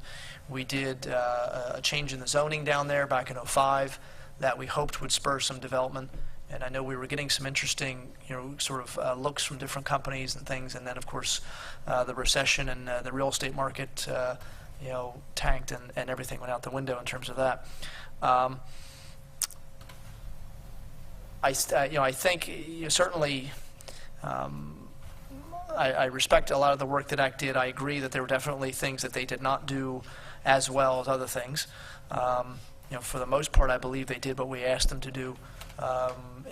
We were relying on them to give us some guidance, and I think they gave us some guidance, and certainly everything they did with the majority vote of this board. So I'd be kind of reluctant to sort of totally part ways with them. However, that being said, I do agree that, as I mentioned earlier, some of the financial constraints the township has been under for a variety of reasons. It does make me wonder if maybe this is a project that should be put off to the side. The risk, and we've already mentioned it, and Mr. Galloway brought it up, the risk, of course, is that we do have money that someone else is willing to put up right now, almost $1 million of county money, to pay for the majority of this. And, what happens if we don't do that? How much money do we get? Relying on other municipalities not to do things, how much money will be there for us to spend in the future? I don't know the answer to those questions, and it's a little bit of a risk, I think, to move forward, thinking, well, maybe the money will be there, we can do something with it. And it has proven very difficult. It's certainly the stars are aligned against us a little bit with Waste Management having to do work that DEP was asking them to do, and that putting things on hold for a while and nothing could be done. And I think the iron was hot for a little while to strike on this project, and then it cooled off for a variety of reasons. I'm kind of open to a lot of different ideas and suggestions here. We have a couple things to discuss, I think, and one of the things Mr. Clark brought up was the idea of taking a vote now maybe, and I think all of us probably are agreed at this point, taking a vote and directing ACT to cease work on Biles Island completely. I know they've done that already because I asked them to, just based on some of the things I was hearing. I asked them to stop work, and they told me they would, and I trust them that they did. But I think maybe ratifying that with a vote by the board makes sense. And then we can do different things from there. We don't have to do anything with this agreement? No. We don't have to deny it or... No.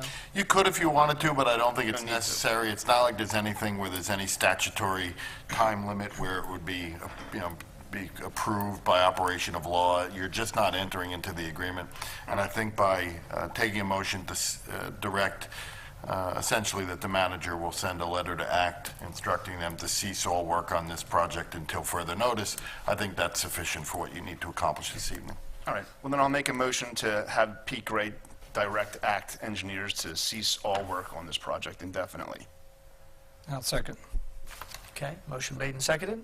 Any comments before a vote? No? No. Okay. So the motion is only, ACT will remain as the engineer as if by... No, we're not doing anything. We're basically shelving the project. We're not, they technically, I guess they remain as an engineer, but there's no work for them to do, so. They're not doing any work until further If we notice. decide we're going to do something with this project in the would need to future, we come can back hire before the- whoever we want to do it. Right. And we need to, And the only way ACT would continue to do any work is if the 5 of you, or 3 of the 5 of you, decided at some later date to have them begin again. So Or 3 people, 15 years from now. 3 people, 15 years from now. Right.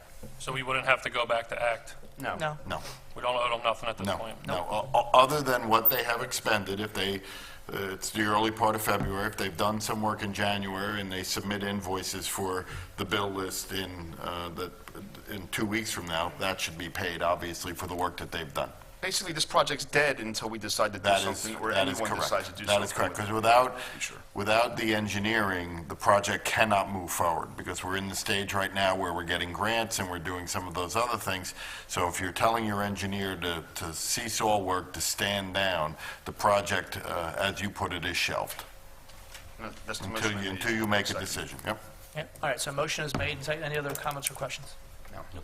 Okay, all in favor? Aye. Opposed? Okay.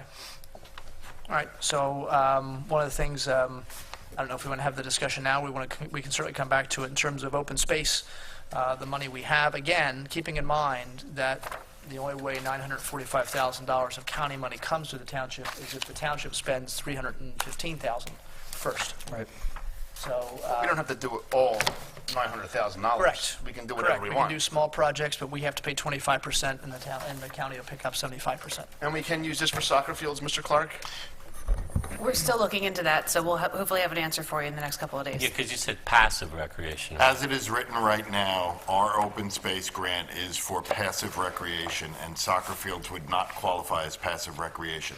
We're looking at how we can, what steps are needed to change that, because other municipalities use it for soccer fields or baseball Yeah, I know, fields the or rec things of field. that nature. But our grant, the way we submitted it, was for passive recreation. So we're figuring out what steps need to be taken to allow us to use the money in a different way. Okay. All right, thank you. Yes, thank you. Okay. All right, so item 4 is discussion on traffic calming in Falls Township. We've had a couple discussions recently about this, and I know board members were forwarded a copy of some information that came from a previous traffic engineer regarding traffic calming, samples of different ordinances that have been passed in other municipalities, as well as a presentation, PowerPoint presentation that was done a couple of years ago. So I know that, I think, Mr. Clark, where are we? I know we asked you to take a look at creating an ordinance that would establish a citizens traffic commission or something along those lines. When we were asked to do this a few months back, the first thing we did was grab some similar ordinances from other municipalities that have formed these type of traffic calming task forces or committees. We're putting it together as of right now, and we should be able to have something for you to see in probably in the early part of March. We'll submit something to you by the end of this month for your review, and then if you want to adopt it, you can adopt it sometime in March. Okay. And what will that do? That will officially... Create this committee? Yes. And then within the parameters that you want, and then this committee will be charged with going out and reviewing the various items that need to be Establishing a addressed. process. Yep. Yeah.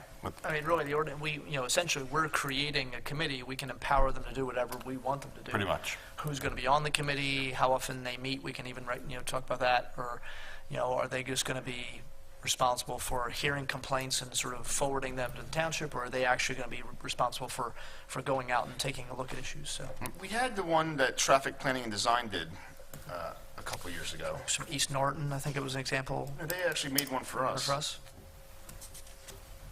I can find it. I know we had a couple examples of. We had some samples from Right. different municipalities. And then we had something, an outline that Yeah. Traffic Planning and Design put together. Here, I found it a little faster than you. Old school. That's right. I got a couple paper cuts, but I still found it faster. Yeah, they called it a neighborhood. I mean, this is all just different ideas. Neighborhood Traffic Advisory Committee, NTAC.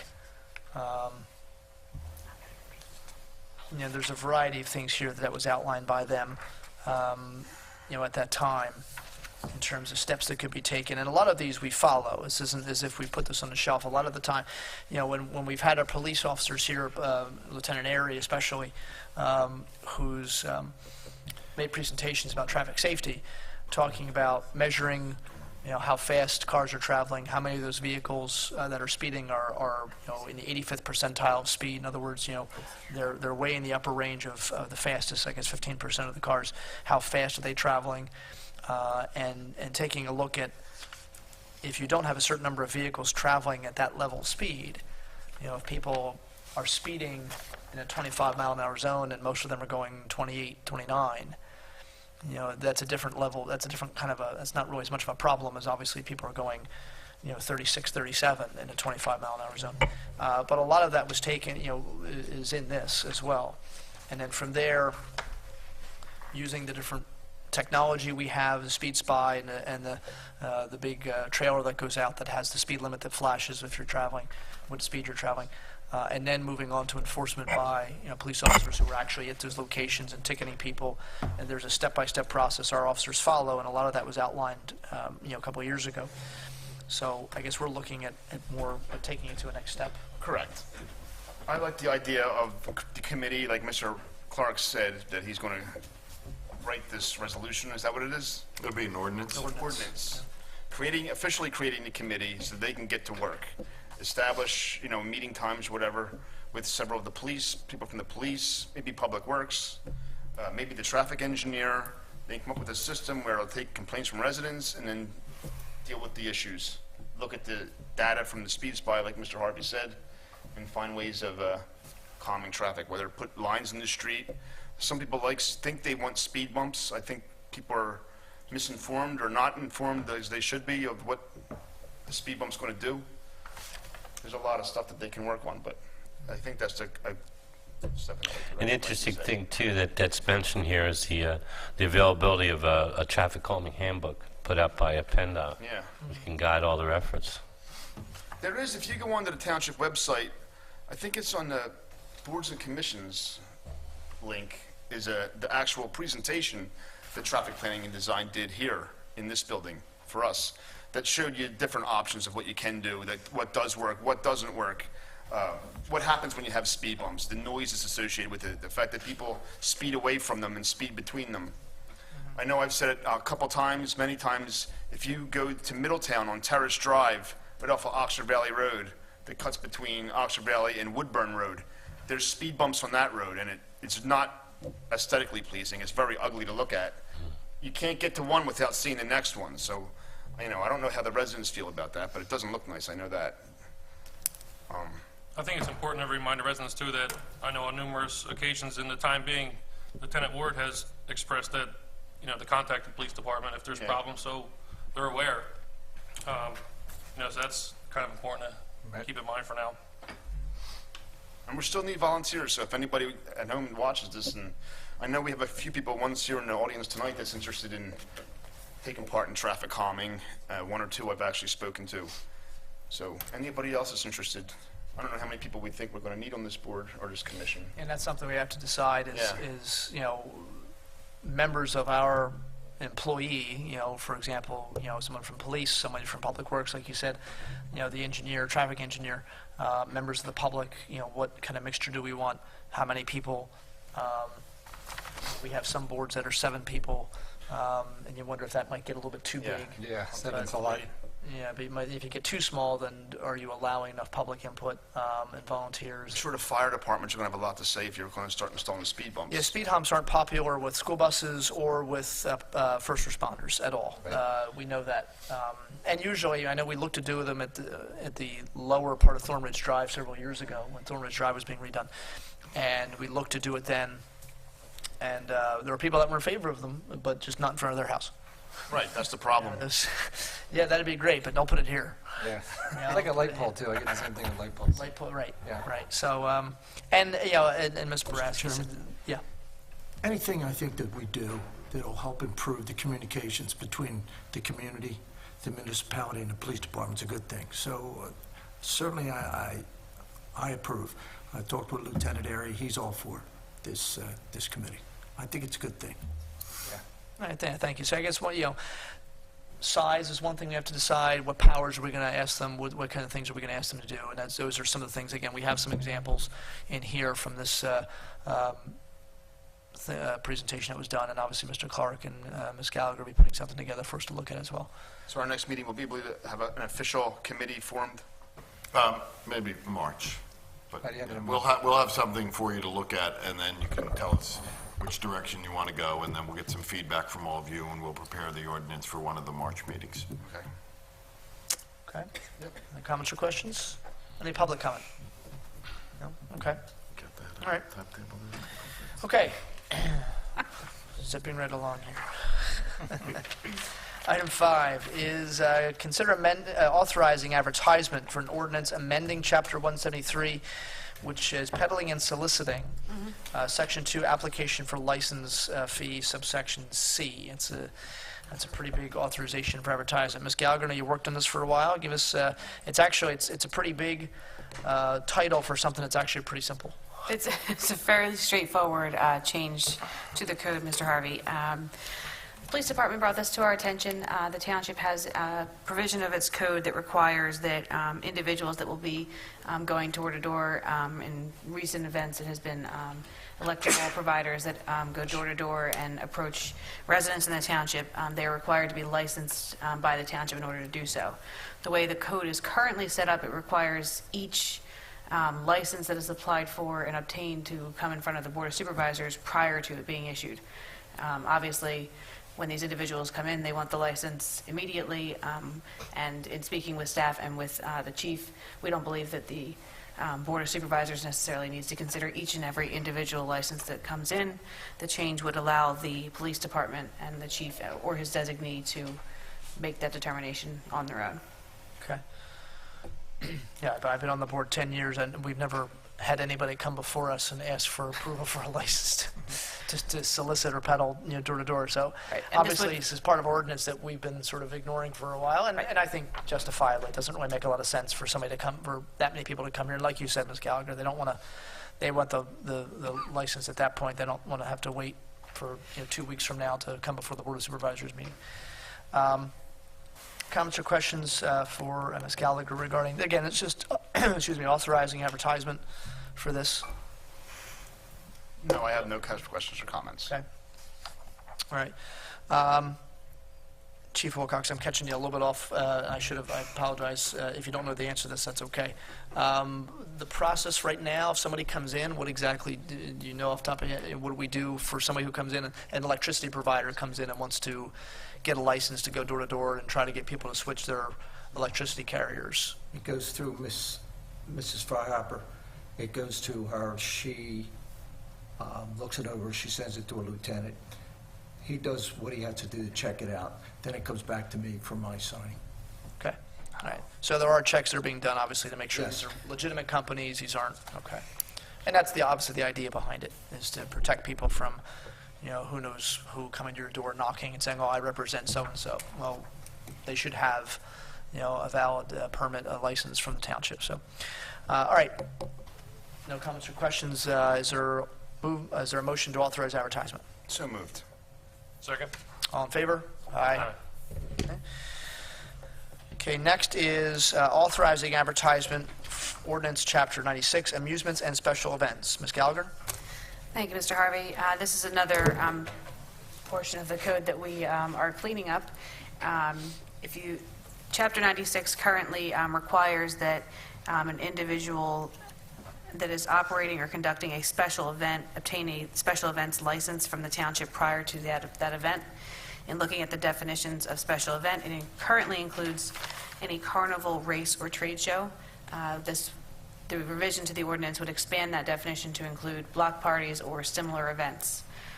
It also cleans up, there are some duplicative provisions with the liability insurance that required an applicant to submit and obtain approval from the township manager as well as the Board of Supervisors. So it removes the duplicative provision and leaves it to the township manager or his designee to review the insurance requirements. Okay. All right, thank you. Comments or questions for Ms. Gallagher? No. So if somebody wants to have a block party, this isn't going to require them to have insurance for that, is it? It should not, no. The township manager and the Board of Supervisors is always authorized to adjust those requirements as necessary. Yeah. No questions. And again, this is just for advertising. This will be in front of the board again. Okay, that's all. This is advertisement? Yes. Yeah. Yeah, one of the issues with a block party, for example, if you're blocking off a section of a road, a residential road in Falls, it's going to be helpful for police, fire, EMTs to know that, so that if there is some kind of an emergency, they know that they don't realize there's a block party there. That's obviously going to impede their ability to get to where they're supposed to go. They can make alternative ways, and also prepares us. We know what's going on a little bit, so people complain about noise or they want to know what's going on. And I know Birch Valley, there's a block party on one of the roads there every summer. It's been there for a long time. People are used to it now, but people want to know what's happening, and this just gives us a little bit of a heads up. All right, so no comments or questions. Is there a motion to authorize advertisement? So moved. Seconded. All in favor? Aye. Okay, minutes for December 13th, or excuse me, December 17th, 2013. Comments or questions on the minutes as they are presented? Excellent minutes once again, Mrs. Pullen. That's my only comment. So we're going to be rotating that responsibility, I guess. No, I said it last You one. did say that? Oh, that's right, that's right. Okay. All right, is there a motion to approve the minutes as presented? So moved. Seconded. All in favor? Aye. Okay. Minutes for January 6th, 2014. Same thing, excellent minutes once again. And I'll make the motion to approve the minutes. Seconded. Okay, motion made and seconded. All in favor? Aye. Aye. Okay. Not the same, Mrs. Woodcroft says not the same. You give him a red wig, or like an orange wig. Raise that. That might help. The December 2013 engineering report, which is dated January 17th. Okay, Mr. Sullivan, highlights here. Thank you, Mr. Harvey. We'll start with the low light. A few weeks ago, the Quaker Penn Park boat ramp suffered some pretty serious damage because of icing on the Delaware River, and the ship traffic kind of pushed the ice into some of our piles. 6 of the piles were damaged. The left side of the boat ramp is pretty much useless at this time. We've been in contact with some contractors to see what we have to do to get it fixed up. We're not allowed to be in the water between March 15th and June 30th, so it's probably not likely we'll be able to fix that part of the boat ramp until sometime after June 30th. The right side of the boat ramp appears to be intact, and we can probably float those the docks there by April 15th and hopefully use that part. We'll have to do something on the left side to make sure that nobody runs into any of the piles that might be left behind.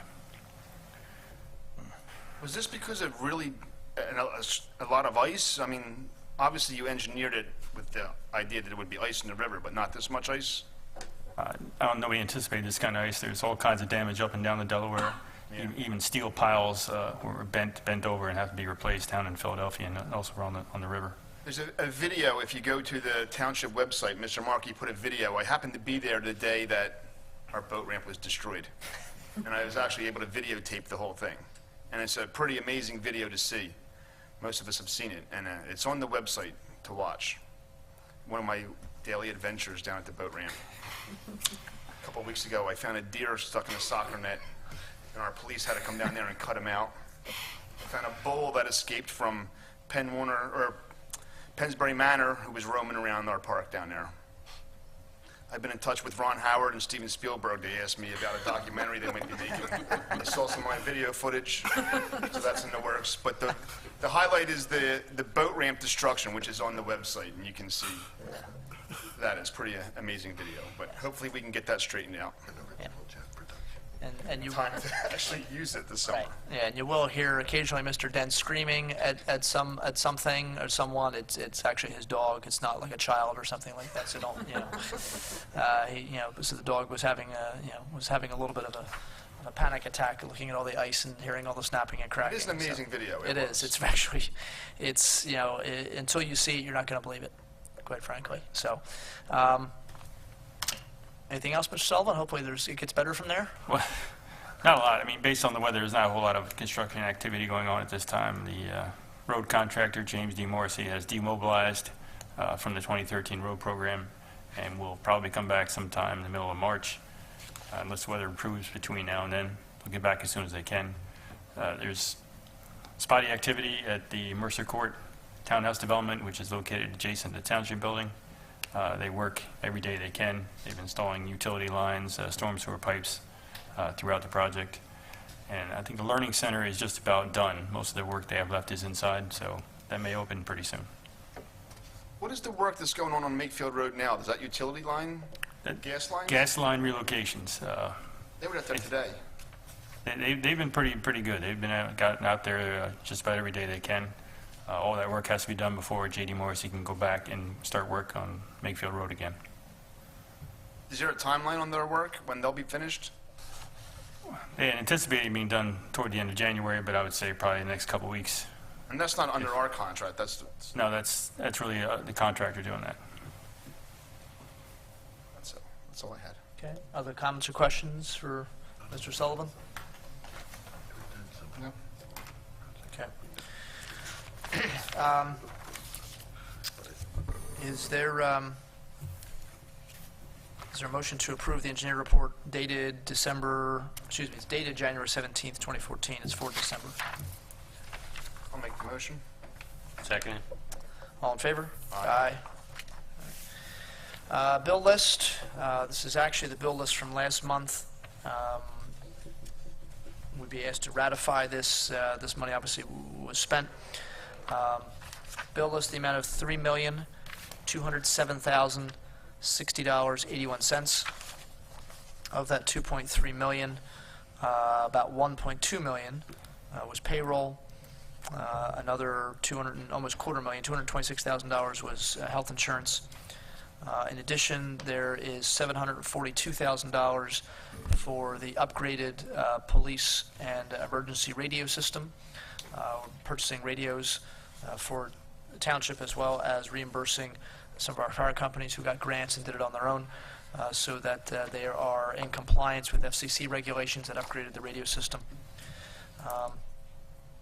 Let's see, I'm afraid to look. Well, I guess the salt bill. I don't know if the salt bill will be in here yet. I'm sure the next salt bill we're going to get is going to be And the overtime for plowing. pretty sad. Yeah, and overtime for workman's compensation, $102,000. So we have, basically 1.5, 2.25. Okay, almost $2.5 million out of the 3.2 is simply insurance. New radio systems, payroll, and so it's obviously it's expensive to run a township. About $100,000 for 2 new police vehicles as well, so which is obviously something we need to do, and about $300,000 for the road program. So a couple of items, about 5 items, real big ticket items that make up the bulk of that. Comments or questions for Mrs. Rukoff about the bill list? No?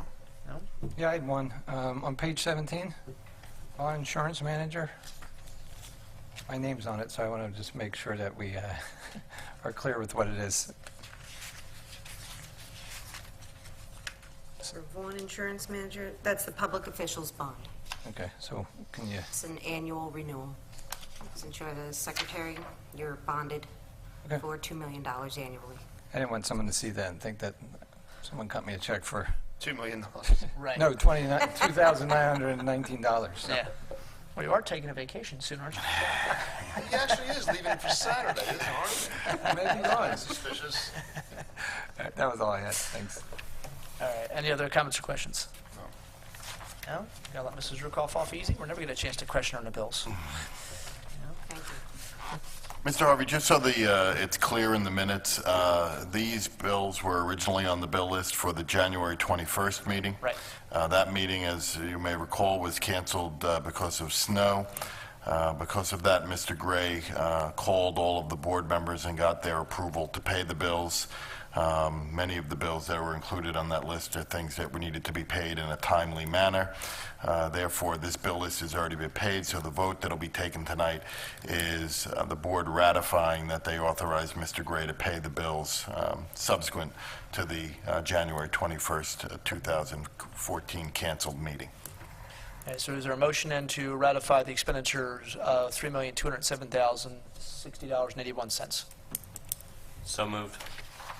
Seconded. Mrs. Pullen? Mr. Galloway? Yes. Mr. Boraski? Yes. Mr. Harvey? Yes. Mr. Dents? Yes. Mr. Rocco?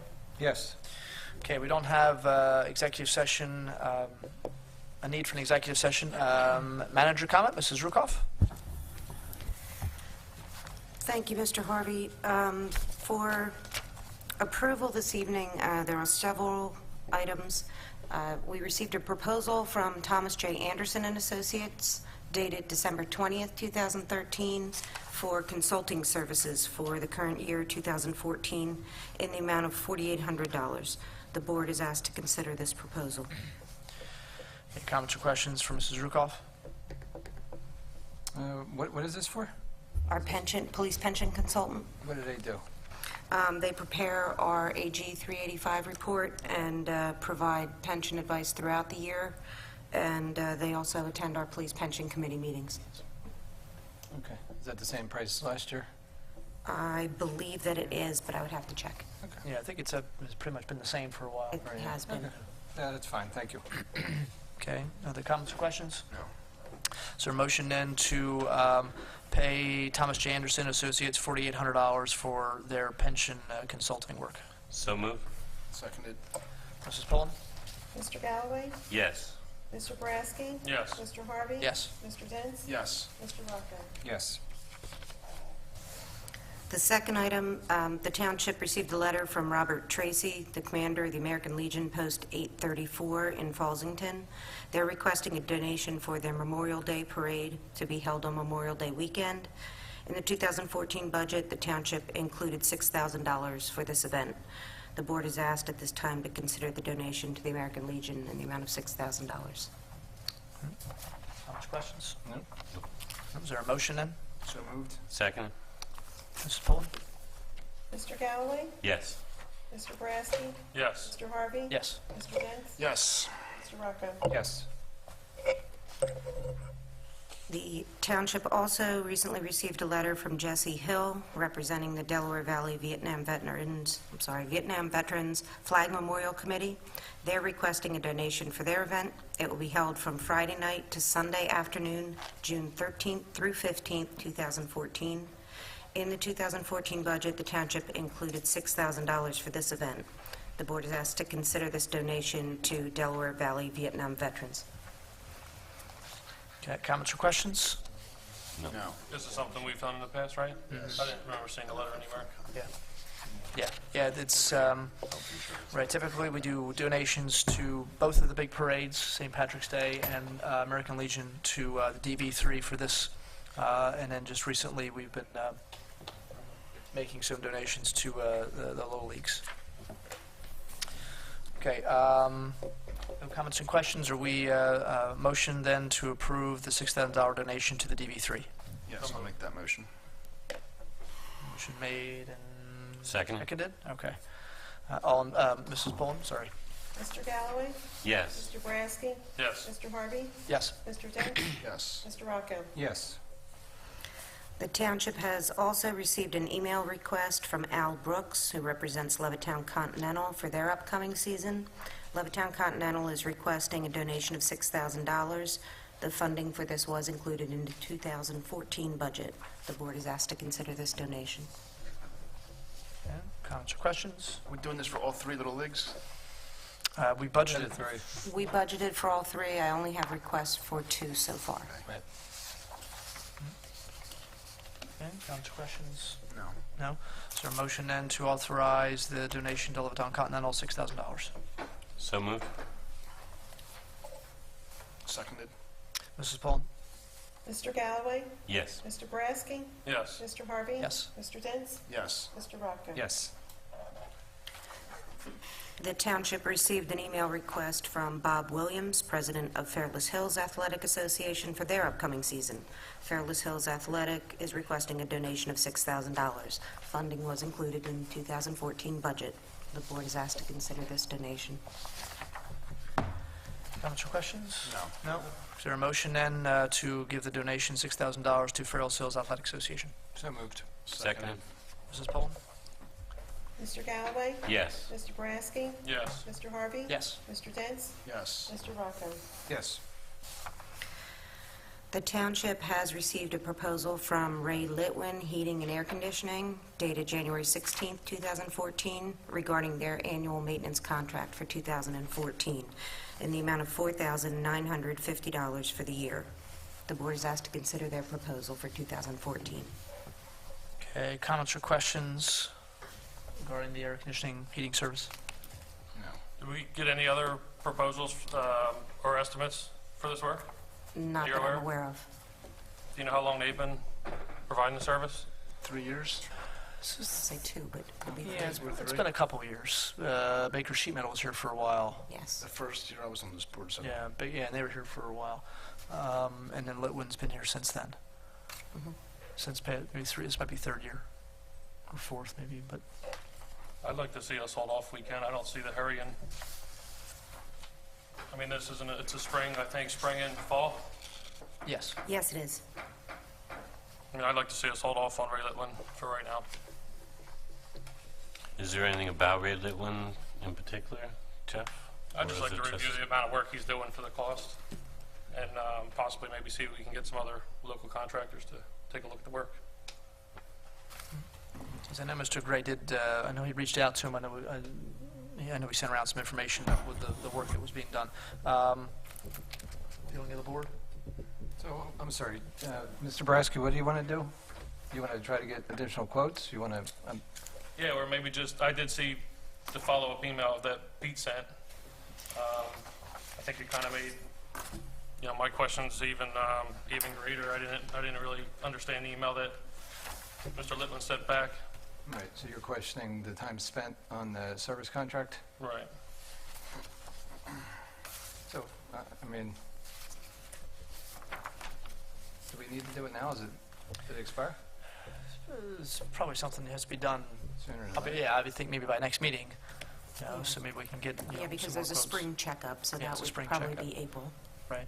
I think you have time, and since we are employing him now, if there's anything that needed to be done in that interim, I'm sure they would do it until you approve the contract. I don't think this contract doesn't really specify that they're not going to come and work. They're going to still charge $85 an hour. I don't think they're going to turn away from a service call to the township building. I would if we don't agree. approve this. Okay, yeah, I'm okay, I guess. Okay, all right, we'll put that, we don't have to take any action on it right now.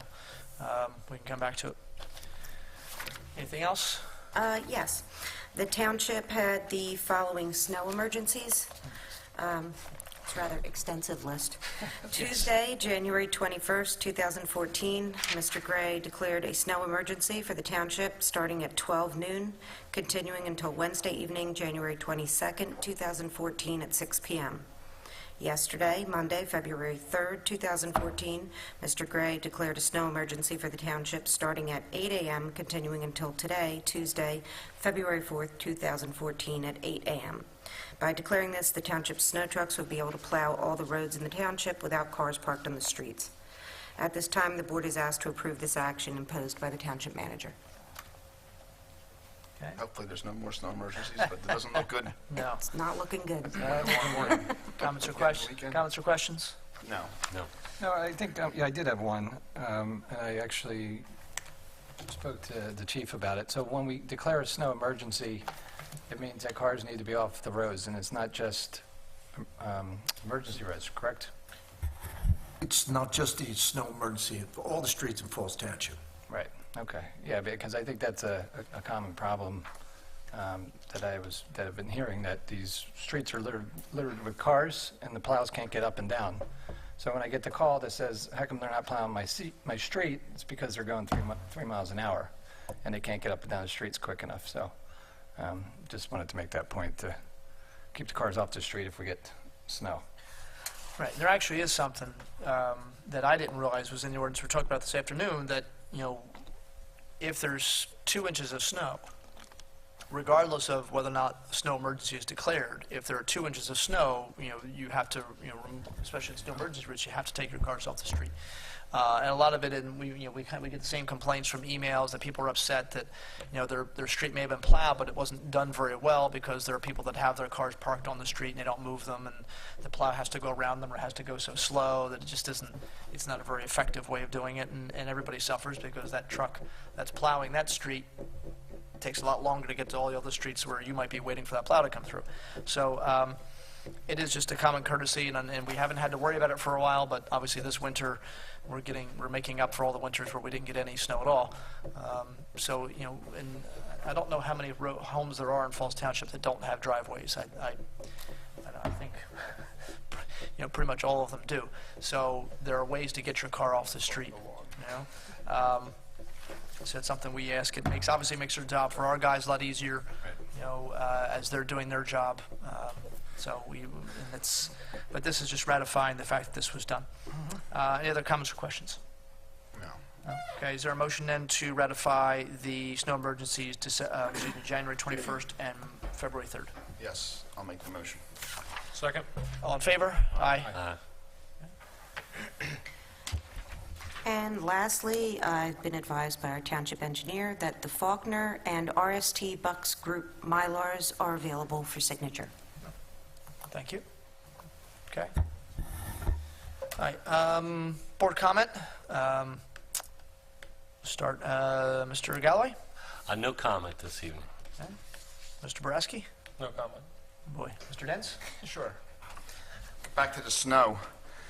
Our ordinance, we discussed this tonight, not only do you have to move cars, but the other thing is, one, removing the snow. There's a lot of people, I got a few complaints of people that didn't shovel their walk or whatever.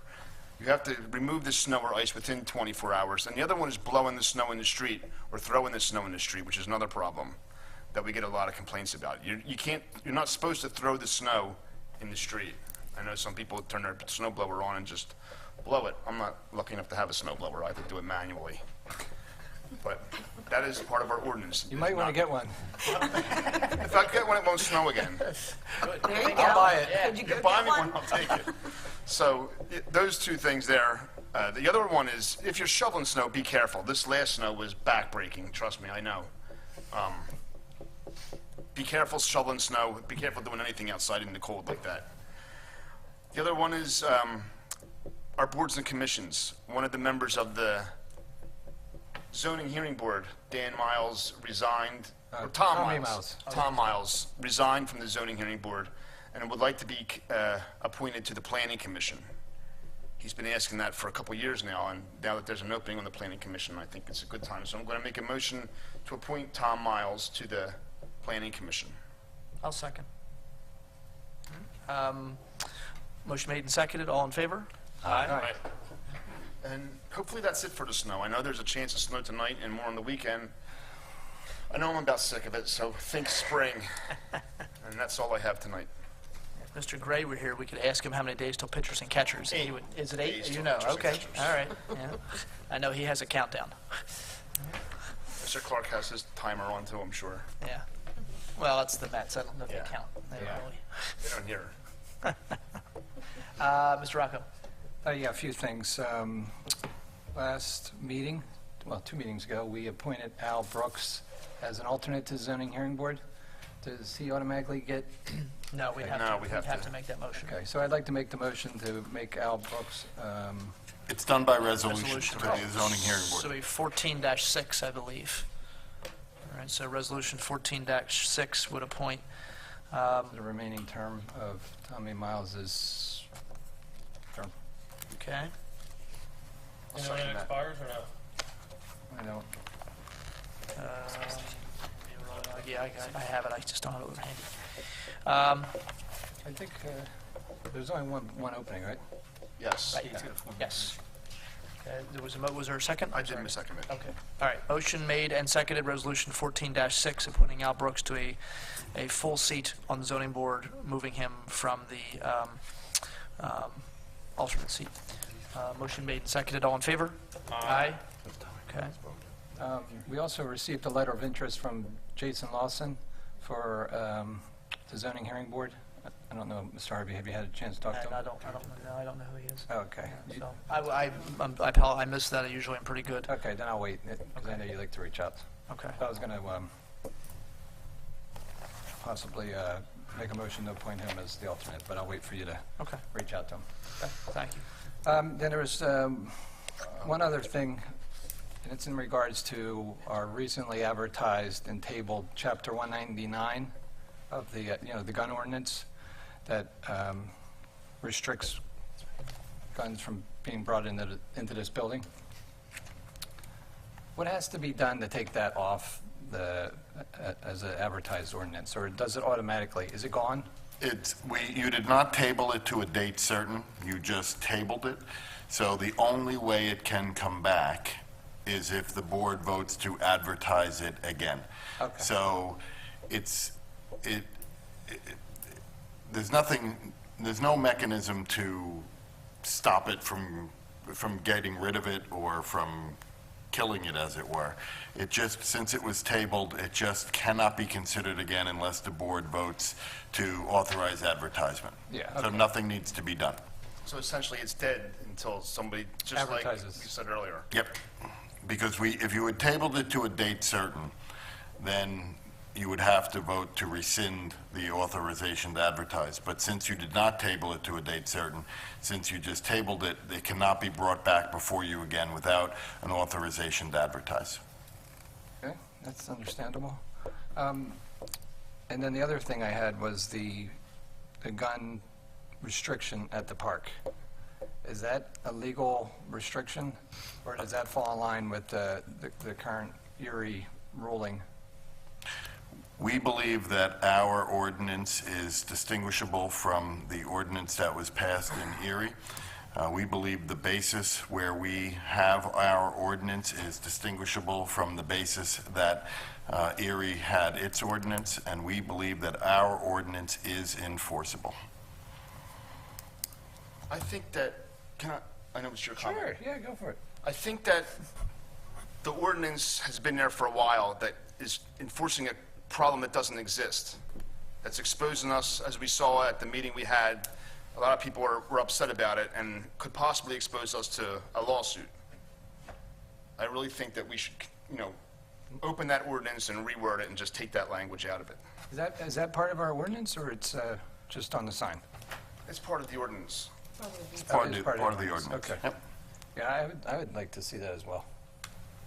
I mean, nobody thinks we should bring guns, you need to take your gun to the park, but it's a problem that doesn't exist. There's nobody walking around with guns in the park. I think it was created originally for hunting, the way it's worded, but I don't think there's anybody hunting down there.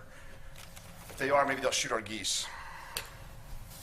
Yeah. Well, then they'd have to be arrested because they can't shoot our geese, but, yeah. And that would be a problem, right? Yeah, that's right. So can we, Ms. Gallagher, can you look to, Do we need to make a motion to do that? No, you're just going to direct us to amend that ordinance, then again, we'll submit it to all of you, and then it'll be put on a future agenda to authorize advertisement to amend that ordinance, and then it'll be advertised, and all of that will be done, and then it'll be considered at a subsequent meeting. okay, fair enough. And just the last thing was, I think that, we talked a lot about the snow. The Public Works have done an awesome job, so I'm sure at this point they're exhausted. Maybe one or two snows, you get a little energy, but at this point, I'm sure they just want it to be over. Spring, yeah. So that's all I had, thank you. Okay. I was going to make some comments about snow, and Mr. Dents did it very, very well, so I don't have to do that. Speaking of people who had put in letters to be appointed to boards and commissions, we have a gentleman named Robert Valpaccio, who's a physical therapist, who had put in a letter of interest to be on our Disabled Persons Advisory Board. I had a chance to speak with him, and he is interested in making that board kind of an advocacy group, to help people who are disabled, help them find services, help residents and also businesses deal with people with disabilities a little bit more effectively, maybe help them give out some information. If, I don't know if board members have had a chance to talk with him or had a chance to review his information, but I know he does have that interest. I think he's very qualified. Yeah, so do I. I think he'd make a great addition to the All board. right, then I'll make a motion to appoint Mr. Valpaccio to, we'll say, the longest term available on the Disabled Persons Advisory Board. I'll second that motion. All in favor? Aye. Okay, aye. Okay. And lastly, trying to think, make sure I'm not missing something here. I did, Mr. Gray, who isn't here, wanted me to make mention of the fact that Pinewood Pool, speaking of thinking about spring, Pinewood Pool is going to be accepting, starting this week, online registrations for the early bird special. Prices are a little bit discounted if you register, I think it's before April 1st or something. Yeah. Correct. Before April 1st, if you register, you can actually get a little bit of a discount on the rate that you're paying. I don't know if it's up right now, but it'll be up pretty soon. He assured me of that. And he told me to blame Mr. Markey if it's not, so I'll just take his word for that. Okay. And also, yeah, there is, I saw out here, Mr. Dents is reminding me, we are looking for lifeguards for the pool, hiring qualified lifeguards to work at Pinewood for us this summer. So, so our next meeting is February, I guess it's 18th. Okay. So, I'm trying to think if there's anything. Usually, sometimes I forget to mention something. It's between now and then I look back and I forget. Valentine's Day, well, I guess, don't have to necessarily make a mention of that. That's probably, okay. But, hope everybody just, be safe in the snow, as Mr. Dent said. It's, hopefully this winter will be over soon. Hopefully the groundhog was wrong. And, yeah, and we can move on with getting a warmer weather back. So, entertain a motion to, I did one thing I remember. PSATS convention, we saw paperwork here. The PSATS convention is April 13th through the 16th in Hershey. Typically, we send a board member if a board member can go, depending on your schedules. It's during the week, unfortunately, it's not on the weekend. But ask board members to consider that, take a look at their schedules and see if they're interested in going. With that, entertain a motion to adjourn. So moved. Seconded. All in favor? Aye. Thank you.